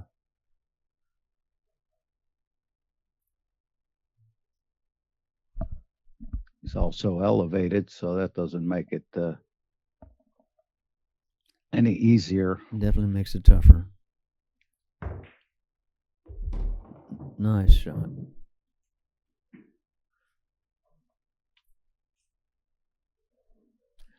Excuse me 1 second, Larry. I'll be right back.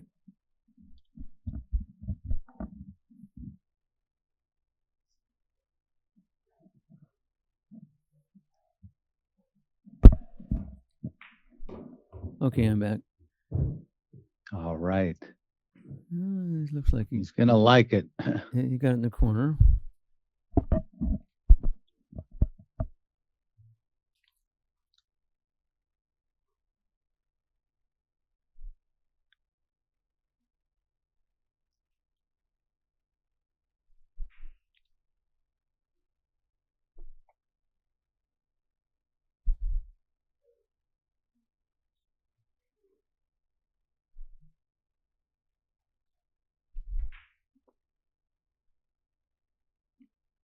Oh, Wow. Are you kidding me? Again, the pocket got him. I mean, just shows how tight they are. And they're getting tighter, and he. Look at this. Take a look. Take a look. I mean, no way you think that's not going in. But he hit it there. He did hit it there. It was basically a mistake.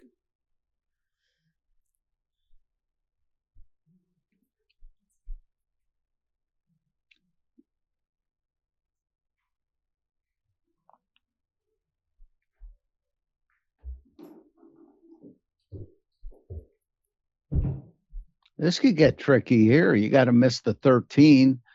You'd like to hit it on this side of the 13, but it might not be that easy. So he might have to settle for the longer shot on the 8.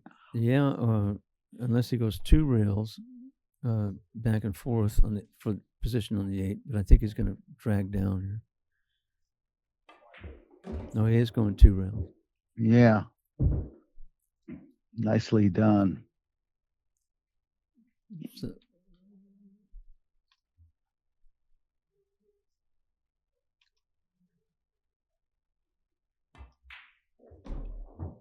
that's a nice shot to use that reverse English and get really good on that ball.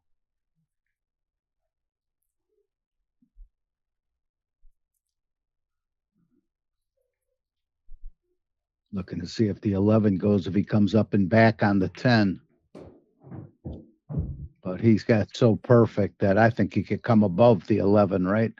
I think so. That's what he's looking at.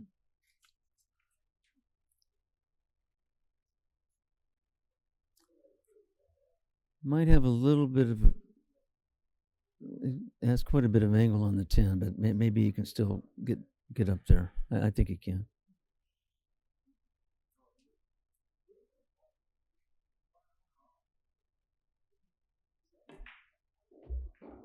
And he hit it, so that may present a little problem.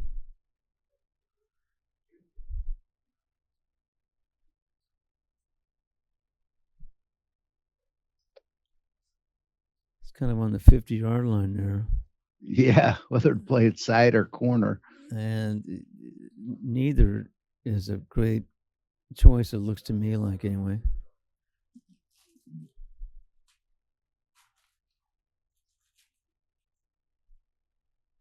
Yeah, he'll just take his medicine, just take a little longer shot here on this 12. Yeah, I think so.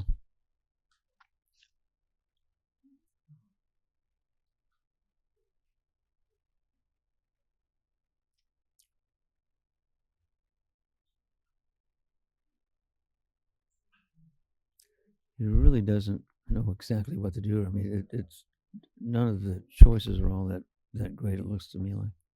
Right, and he's not liking where he's going to be on the 12 to get for the 13. Well, So he could hit the 12. I think he's going to try drawing the ball get close. pretty Yeah, hard he's going here. No, he's like that. That's a great shot, really. I mean, to get that even that close.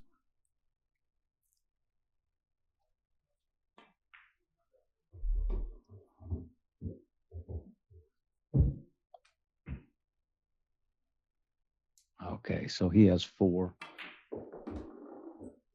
No, he has. That's correct. Now he has 8.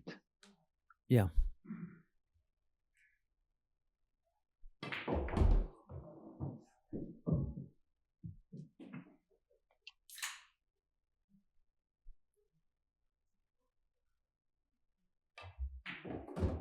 All right, Roland on a run at 10, and Roland moves to 130 to 80.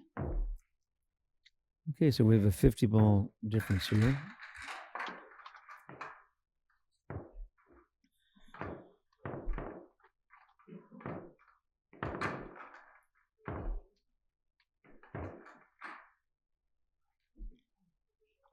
Just joining us, I'm Larry Schwartz with special guest Danny K from California. What part of California again, Dan?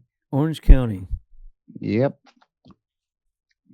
My pool. Spent time. Go ahead.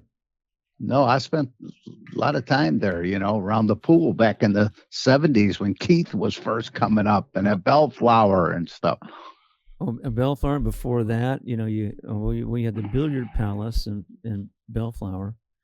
And then that's the one I was at upstairs with the snooker table, right? I mean, in the back room. Yes. Yeah. Yeah. They played that pay ball, man. I watched that high pay ball in the early 70s, 73. Yeah, Richie Florence, Ronnie Allen, yeah. Hawaiian Brian even came out and played, I think. Right. I watched Hawaiian Brian. I watched him play Larry Lascotti. Larry Lascotti made one of the best shots I ever seen to beat Hawaiian Brian. They were the best players around back then, really. Billy Johnson was playing. Oh yeah, came out and played. I watched some of it, but I was not really that much into the pool scene myself back then. Right, but no one took it down like on that snooker table playing that pay ball for a lot. I mean, nobody took it down like Ronnie Allen, Cole Dixon, Keith McCree. Those guys, Jimmy Reed. Man, if everything was right with Jimmy, you forget about it. Yeah, and shortly after that, they had Hard Times in Costa Mesa. But maybe you were gone by then. Oh, no. I played Hard Times in Costa Mesa. No doubt about it. That was, where Charlie the Ape and, what was this? The young kids, Audie. Was that his name? Audie?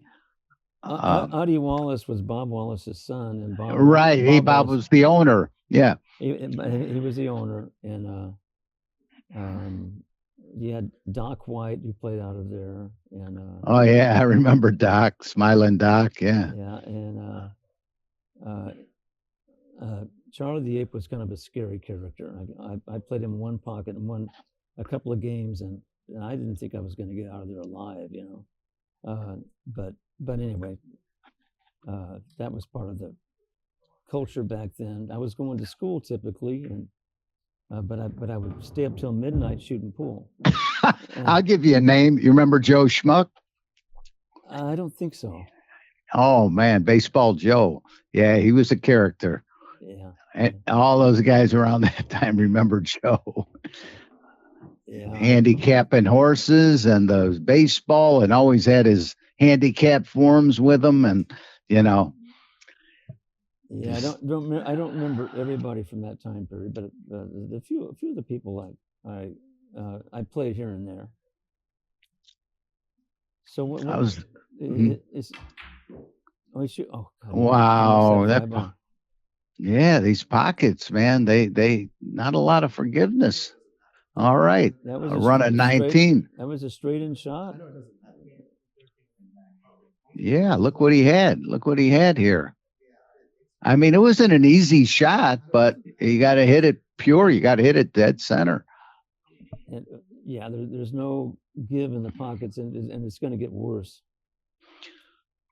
That's why what you said, I got to believe it all the way. They go downstairs and now they're playing on, more larger pockets. So Yeah. this has got to help them a lot. I think so. Well, let's see if Roger can get on. I'm sorry, Oscar can get on a roll here. Maybe get into the zone a little bit.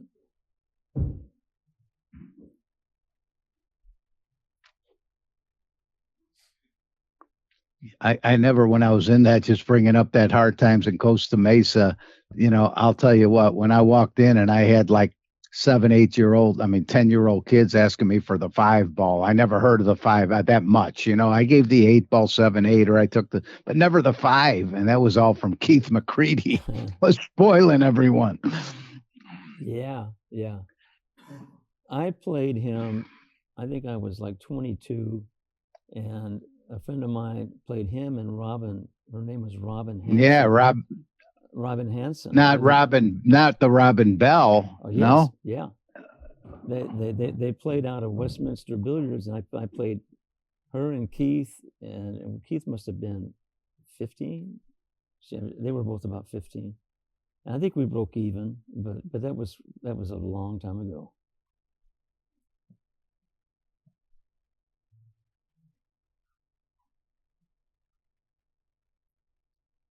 Yeah, I'd have to say it was. If Keith was 15.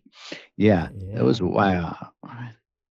He became a real icon in Orange County. Forget about it. He was a world beater, but that's a great shot. Oh, come on.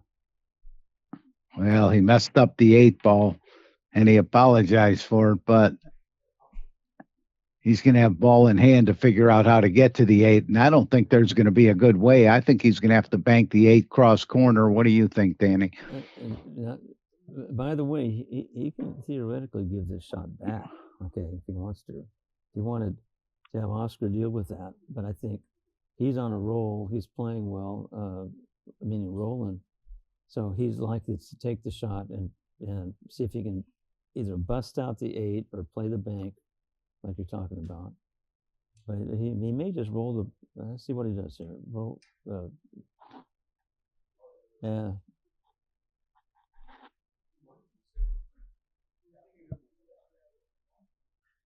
I'm not sure exactly what he's going to do here.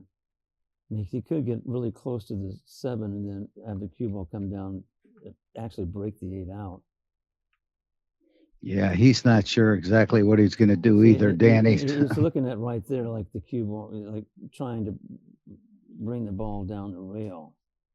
But I don't know. I'm not sure what he's going to do here.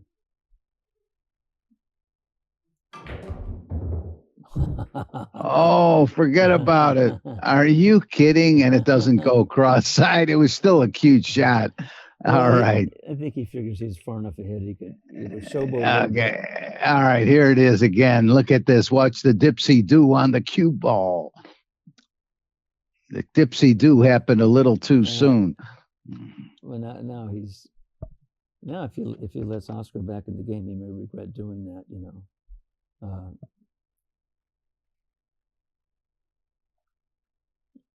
I don't know if that banks or what he can do here. He may be in trouble.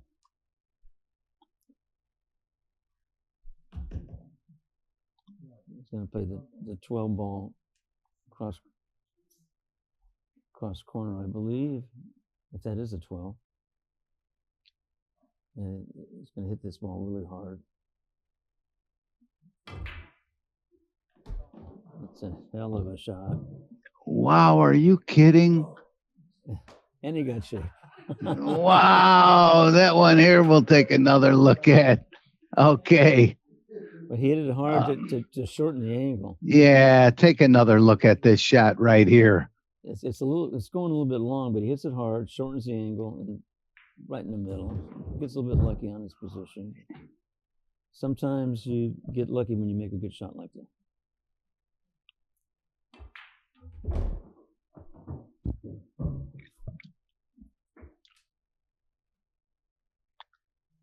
Well, this is going to get him to 143 if he gets out. Looks pretty easy after seeing what he just did. Like it's nothing. He's kind of freewheeling. He's kind of in the zone, you can tell.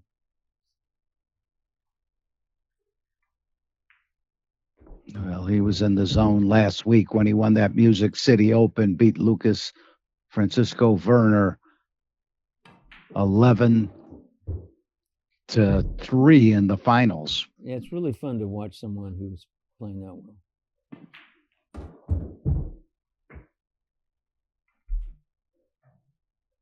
Okay, this is going to be a 13-2 rack. So he's going to go to 143.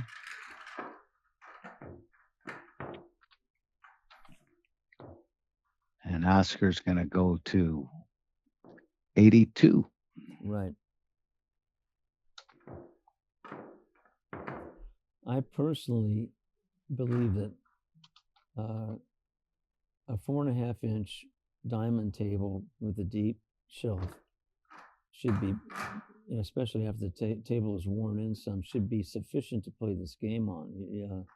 I don't think you should have to play on 4 1/8-inch pockets. Right, it's going to get higher runs, that's for sure. But like this table with that new cloth is making it play not like a not like a pro cut 4.5, but it's like playing close to a 4 1/4. Yeah, but I mean, Roland is playing so well. He's making it look almost easy.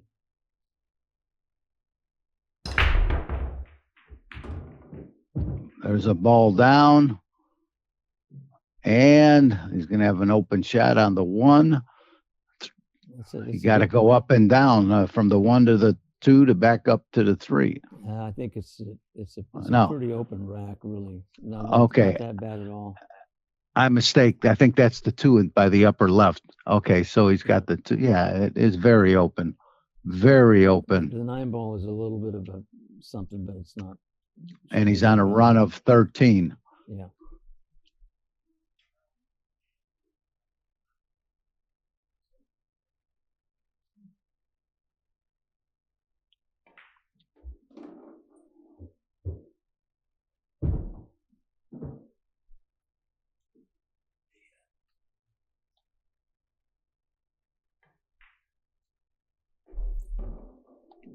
Yeah, I could tell that he was raised playing this game rotation.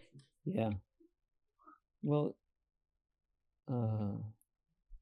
we were in charge of the Philippines for several years, I think beginning after World War I. And we had troops there for a long time. And the American servicemen introduced pool to the Philippines. And they played all games, including rotation, where every ball counts its value that's on the ball. And so the Filipinos themselves played a lot of rotation. And so they're very used to this game. And, they have a kind of a different, I've played Filipinos rotation for money, and it's a different, I didn't know, Yeah. There's certain rules. If you don't know them, it's totally different than just normal rotation. Yeah, yeah.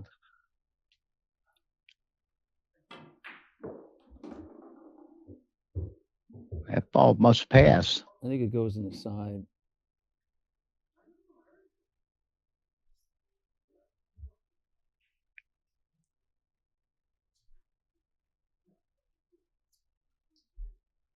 I mean, the 8 ball must pass this 9. Oh, yeah, there's no question the 8 ball passes.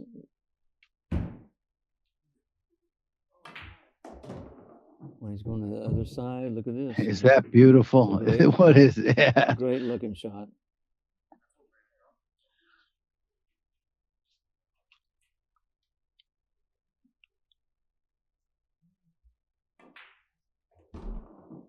He'd be knocking on the door of that high run again, I believe, Danny.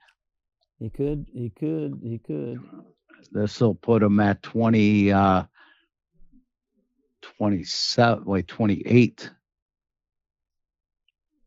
Run a 13. If he runs 15, 28 balls. Okay. If he gets out. Okay.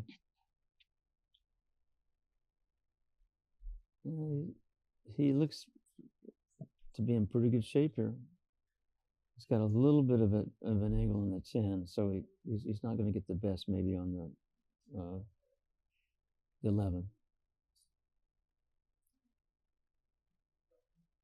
Nice, straight in on the 10. No, he's straight in. There's no issue. I'm not even sure what he's worried about. I don't either. I think he's worried about because he has to get up table for that ball on the rail, and maybe the 12 ball, I guess, is what it is.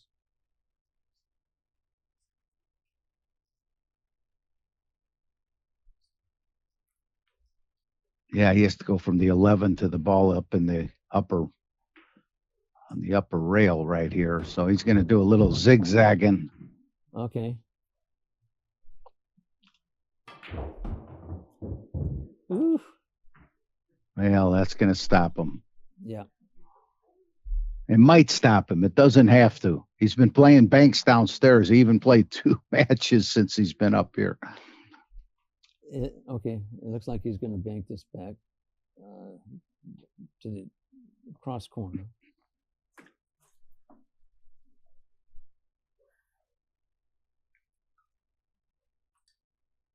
If it was on the rail, he could hit the rail first and play it in the corner pocket with an extreme English shot. I think he's playing it down in this left-hand corner.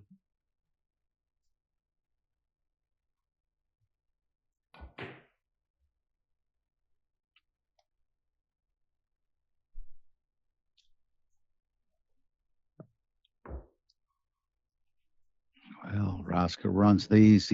Roland's going to be at 155.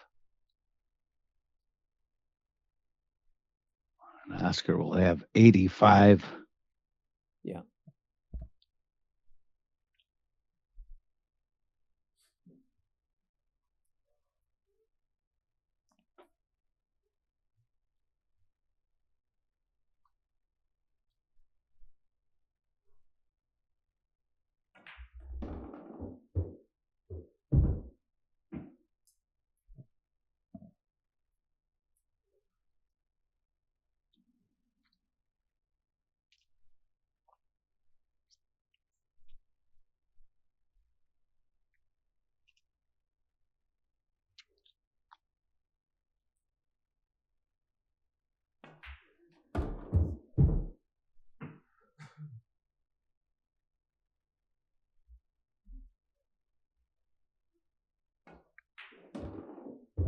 All right.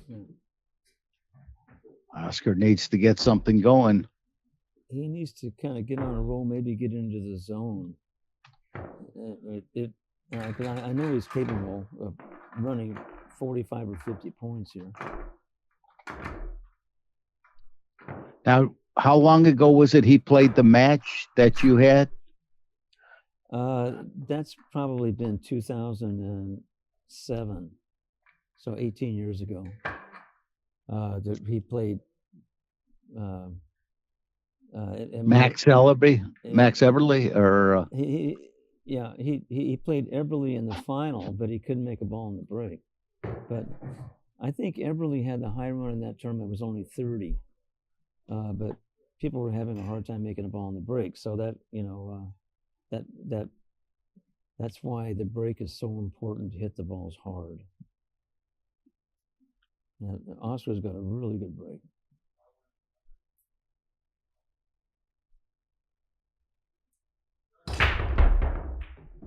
And see, slammed those things and made 3 balls. Wow.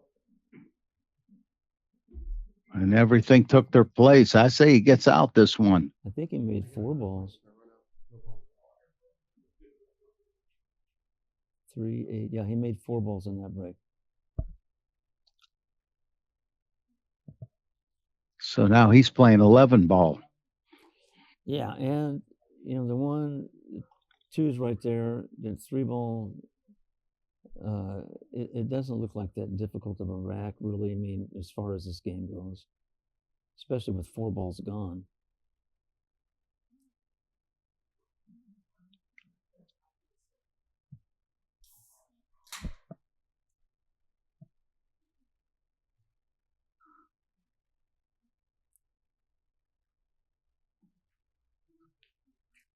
Well, the reason I score at 1, I like to score 1 per ball, is because even though the smaller balls are more difficult typically because there's more interference, it all evens out overall. And the problem with gosh, that just was not a great shot right there.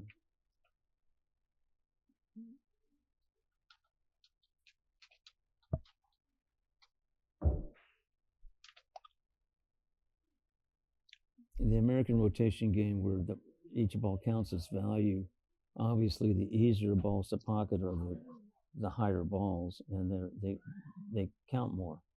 So I don't think it really works to play the game that way.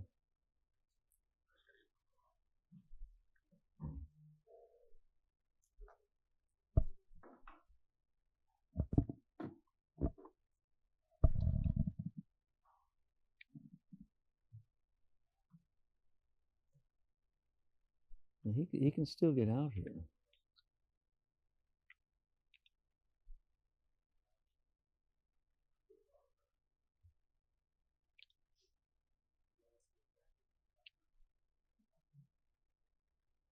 Oh yeah. I mean, he's a favorite here. It's just about making this 2 ball. I think he's going to get the position. It's fairly natural. Yeah. Look at him, miscued. Now that's a minus. That's a foul. First foul in the game. Wow.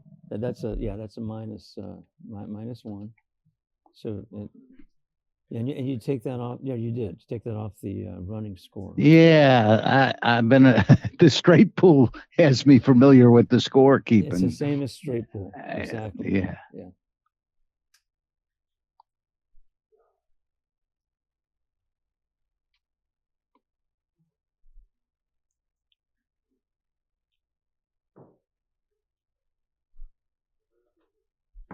Sometimes you see one player play really well and the opponent not do so well. Maybe that's what's happening here. Sometimes there's a contrast. Maybe Oscar's just not on his best game right now.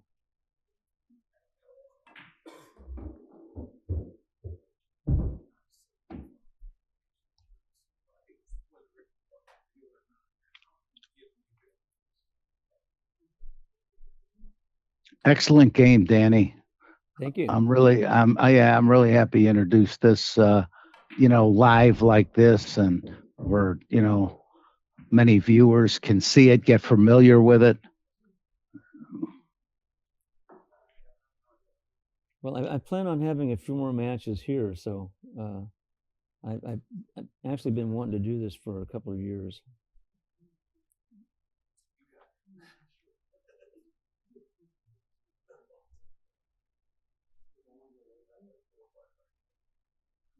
I touched a few people when we talked about hard times. Andy Hughes, thanks for mentioning my own old road buddy. I mean, really, shout out to Andy. Believe me, those people, I remember some of those people better than I remember people I met a month ago. It's amazing. I know what you mean. Yeah. I remember Bob Wallace pretty well, and yeah, I remember Bob, and I remember the son. And I remember Charlie Apes. Yeah, Adi, and I remember. I actually remember Charlie the Apes kids. They were real young. They're running around terrorizing that place. I don't remember them. Maybe I was not there that often, but I did go down there and play some. And I played him some one pocket for 50 games, and he was a pretty good player. But I won a couple of games, and he kind of scared me, to be honest. He was a pretty gruff guy, and yes, he was. He was. Yeah, And he looked like he could be in the movies as playing the tough guy, right? Like playing a Burt Young kind of a character, right? a heavy, yeah. Yeah, And you know, he was not called Charlie the Ape for nothing. The guy was very big, you know, and yeah, intimidating, you know. no doubt. Didn't say much, quiet, always playing gin. Yeah. And he wanted some kind of a spot after and I said, I'm sorry, I can't give you a spot. He was not very happy. I think I won $100, and that was that. But I was not gonna spot him anything. That's unbelievable. I remember Tony Banks. Oh yeah, You know, I played Tony. some. Yeah. Well, he's made short work of the rest of this rack. Yep, and he's going to go to 165. Now, see, you can also look at per inning average like you would on straight pull on this. I mean, as some form of statistic, you know, you could. I mean, just for, you know, like Moscone, when he was playing great straight pull, I think his per inning average was like 15 or 16, you know. Right. It was amazing because most people was 7 or 8. The most professionals were 7 or 8. But he was that much better than most other players, really. But it just shows you how many safeties were involved in those games. That brought the average down. Of course. Oh, yeah, it did. Yeah. Well, 35 points away from the finishing line, and that is he's in throwing distance right here where he can get out. Yeah.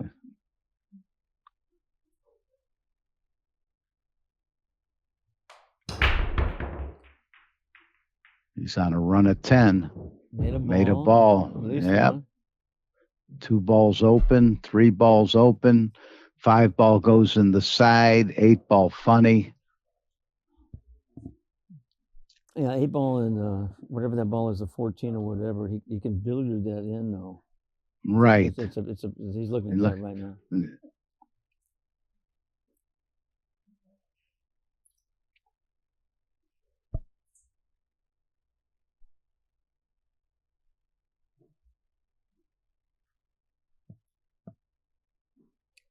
I did show a few players this game over the years. I showed Shane Van Boning. We played a race to 100 points. He had a 35 ball run and a 24 ball run. Shane was amazing at this game. Joshua Filler, he played Max Eberly, but Max is already 50, you know. But Joshua played really, really good. I think he beat Max 100 to 50. Scott Frost, they all liked the game. Yeah, it's really, and I like the way you're introducing it to everyone right here with Pool Action TV. Yeah. At this Derby City Classic, you can't get, you know, more people watching and talking about it. I hope so. I really like it to become popular. Yeah, I used to run tournaments as well. I think we had, when I left Danny Kaye's, we had the most popular weekly tournaments in the nation, and I know they've got 3 or 4 still a week that draw between 20 and 35 people. So I am used to running tournaments as well, but I'm not sure how much I want to get into that. I mostly just want to introduce the game. And let people see it. Needs to get legs. Yeah. I think, he's fine. Yeah. He's got just draw the cue ball back about 4 inches, and he's got shape on the 7.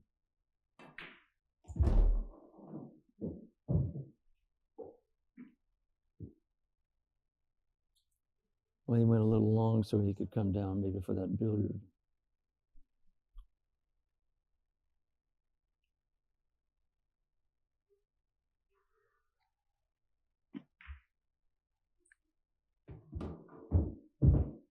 Like a walk in the park for this guy. Except for the shape on the 8 here. I mean, maybe it's for the side, you think?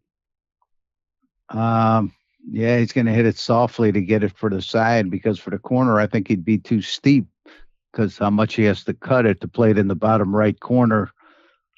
I think he's looking at the side, but he could also play it with a cut in the corner. But I think probably he's looking at the side.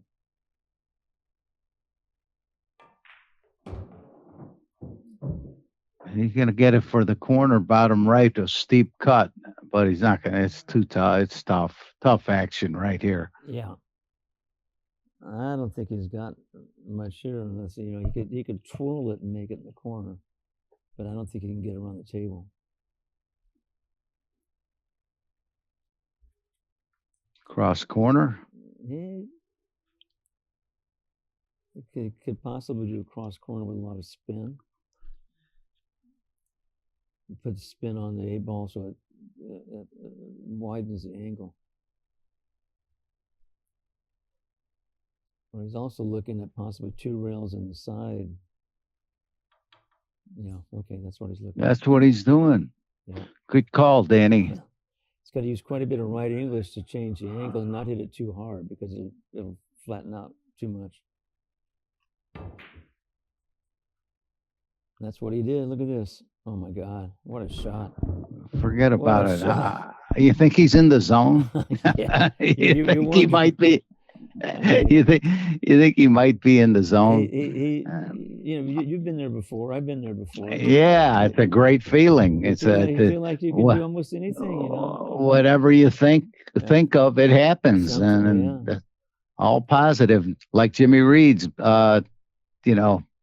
his series was no time for negative. Okay, right, yeah. I didn't know Jimmy that well. I met him a couple of times. He was a character. Yeah, I met. The great him and Louis Roberts, St. Louis, I knew very well, and just great personalities and great for the game. I watched Louis play some. I know he had a drinking problem, and he had a lot more than a drinking, but it's too bad. Yeah, but he was a heck of a player and quite a personality, really. Well, he started with, started with 10. And so now this is going to put him at,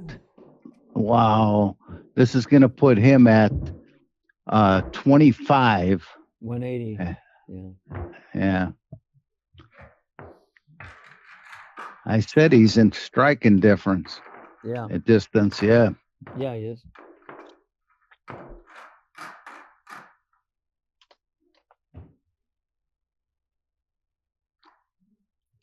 And Oscar's going to stay. I know a story about Louis Roberts basically moved down to Shreveport and lived there because he wanted to beat Buddy Hall. Buddy Hall was playing in that pool room in Shreveport and had his own table there. And Louis Roberts basically moved there because he couldn't beat him. And I don't think he ever actually did end up beating him, but he was that dedicated to shooting pool and beating Buddy Hall. That's funny. I got this, I saw him right before he passed at the Sands tournament in Las Vegas. And, and I first met him. I was, Cole Dixon was down there. Him and Cole played a lot of matches. He made 2 balls. So Cole and him played matches, and that's where I first met Louis in 73 and 72 or 73 in Johnson City. Wow. Okay. Yeah. Johnson City goes way back. And you were just a kid. Yeah, 17. My mom gave me letters to get out of school to go to these tournaments. The Stardust tournament I went to, and when I was 16. Wow. Yeah. How about that? Now I tell my students, stay in school and then pool. First school, then pool, like what you did, Danny. Yeah, I ended up staying in school, but ironically, I made all of my money in billiards, with the pool room and stuff. Well, but selling pool tables first, and then when the Color of Money came out in 1986, the billiard boom just hit the whole nation, and I sold enough pool tables to buy a house, and then over the years it pool. It's been very, very good to me. So That's great. I got to say the same. It's pretty good. absolutely, yeah, yeah. Well, he's got 3 here, and he's on the 3.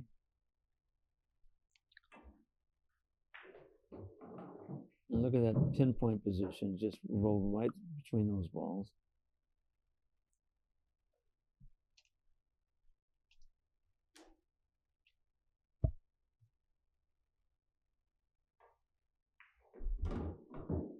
Uh-oh. He got there. I think he was actually playing it so he could get the Oh, angle. absolutely. Come up on the- Definitely. Up on the 7. He's doing whatever his mind, whatever he thinks of, it's happening. I think there's no question about it. I think he runs these balls. He's going to be 5 balls away from the finish line, Danny. Yeah. Well, it's kind of connect the dots from here, you know. But what would that end him with? That would end him with 25, 40. So 45. He should keep going. Okay. He's going to be 4 balls short. You know. Ooh, he's not going to like it. He's done. I think he rolled far enough, though. Oh, that 10 ball's down there. Okay, I see. No, He got the 9. He that was a miss hit. He's got the 9, but he can jump over the edge of that 11. Oh, you got more confidence than he does right now in him. I think he's looking at it. He's grabbing his jump cue. Well, that's. But see, he's not going over the whole ball. I'll tell you, I don't know. I think, like what you said, he has such a big lead and he got a little too fancy, too cute. I think so. Yeah.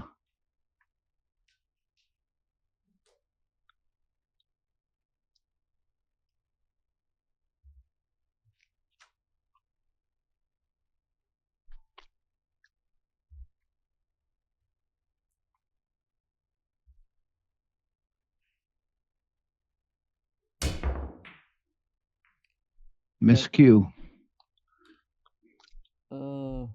Pretty nice though. So that's not a foul, is it, Danny? I didn't think that was a foul. You know, a regular miscue would not be considered a foul. Right. Well, 188 to 89. 99 ball lead. 90 point million. I think Oscar just needs to get up there and start hitting balls, try to get in the zone, you know, and not think too much about anything.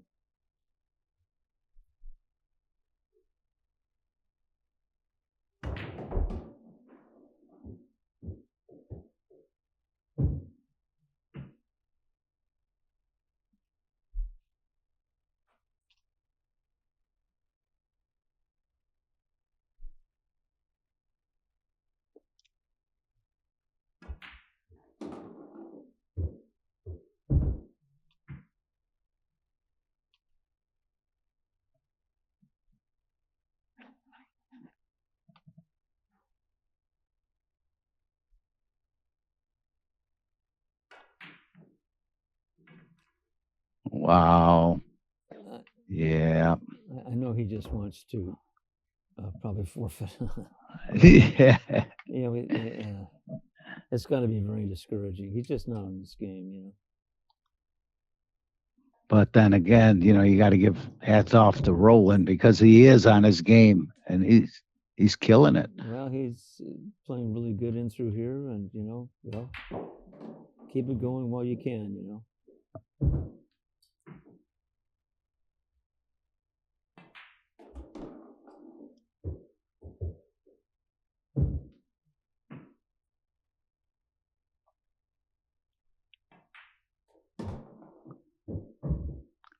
About 192. Okay, so I think 200 points is a good amount to play to. Yeah, good test of time right there. I agree, Danny. I think so, and I think it's. I'm not sure exactly how much total aggregate time we've taken, but it's probably 2.5 hours, something like that. Mm-hmm. So I think that works. We're trying to we're testing the waters, right now. So.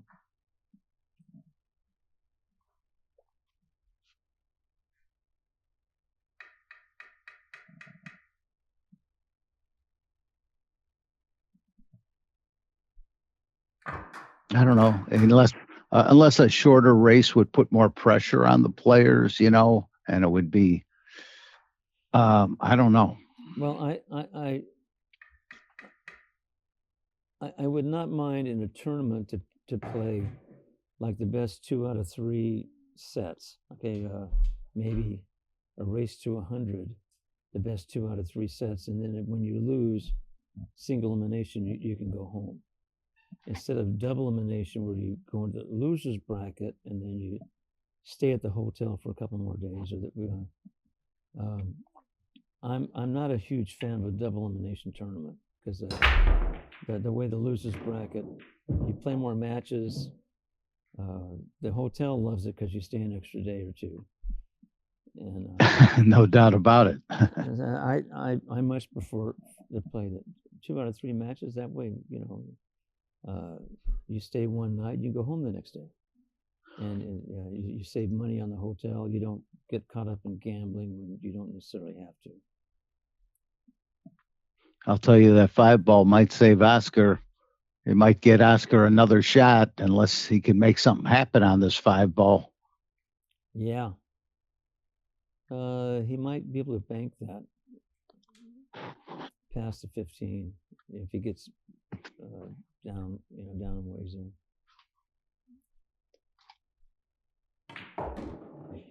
Well, why not break it out right here? Well, Oscar, we're going to see Oscar again, most likely. He was trying to knock it out and leave the cue ball there. So we would have still had a shot on the 2.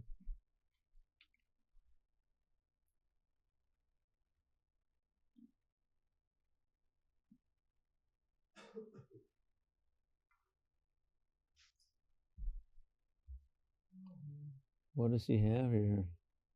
Well, whatever you do, you want to make sure you don't disturb that 5. I think he's got maybe a 2 rails in the side. Yeah, that's a good call.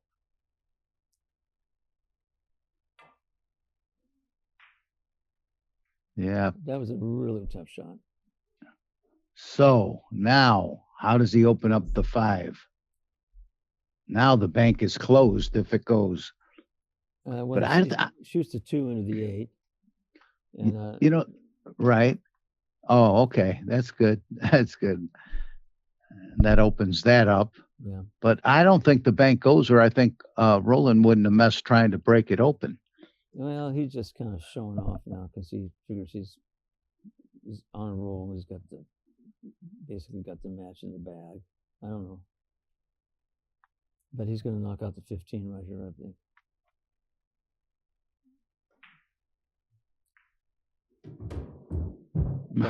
Locked it back up unless he can throw this combination.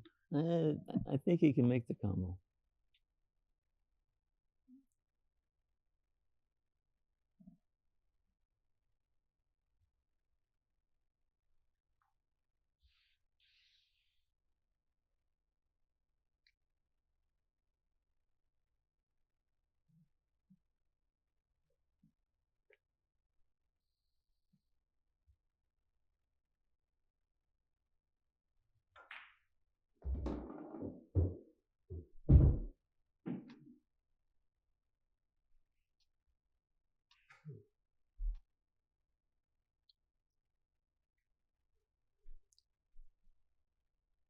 Got to really hit this with some steam right here. He really does. This is not an easy shot.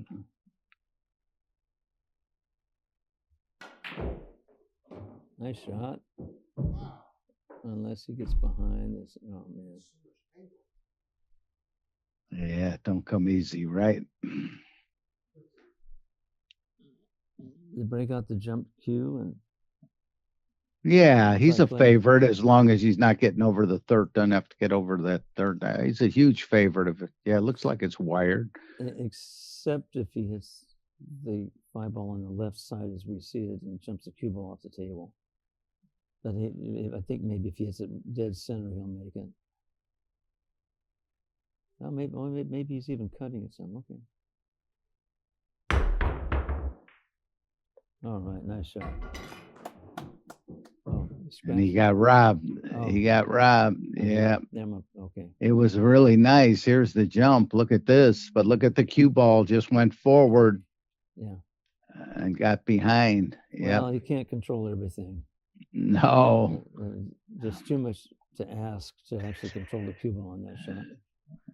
So, should he not make anything here, Roland Garcia is going to be 6 points away from the finish line.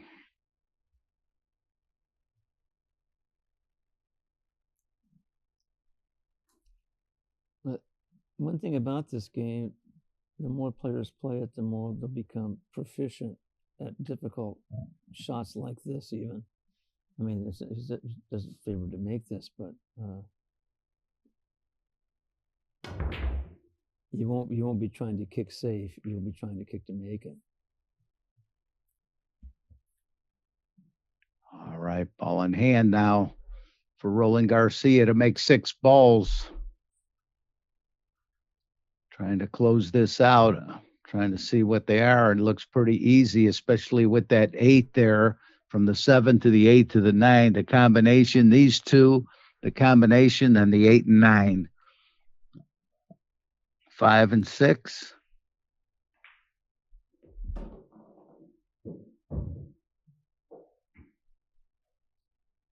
Really a fascinating game, Danny.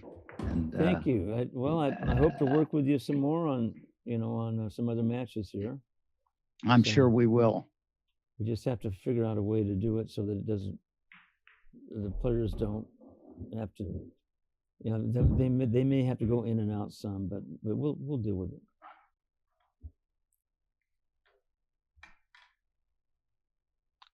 All right. Play for 3.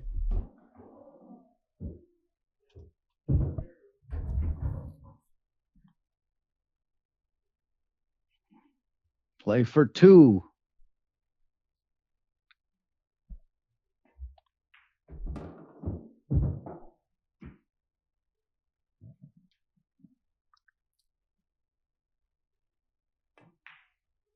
Right. There you have it. Roland Garcia defeats Oscar Dominguez 200-92. And what a great game. I mean, I really mean it. I enjoy it. Okay. I think it's like refreshing to watch something that we haven't seen before. Thank you. Yeah. Well, I'm Larry Schwartz, Pool Action TV special guest, Danny K. Danny, I can't thank you enough. You bet, my friend, and we'll have another match. So stay tuned. You got it. Enjoy down there. Okay. Okay. Thanks, everyone. Thanks. Thanks for joining us, everyone. I'm Larry Schwartz, Pool Action TV, where you're watching the Action Room, Aramith Action Room. We're coming to you live from the Derby City Classic here at Caesars in Elizabeth, Indiana. We're right outside of Louisville and the snowy weather here. All right, everybody. Take care. I took a dive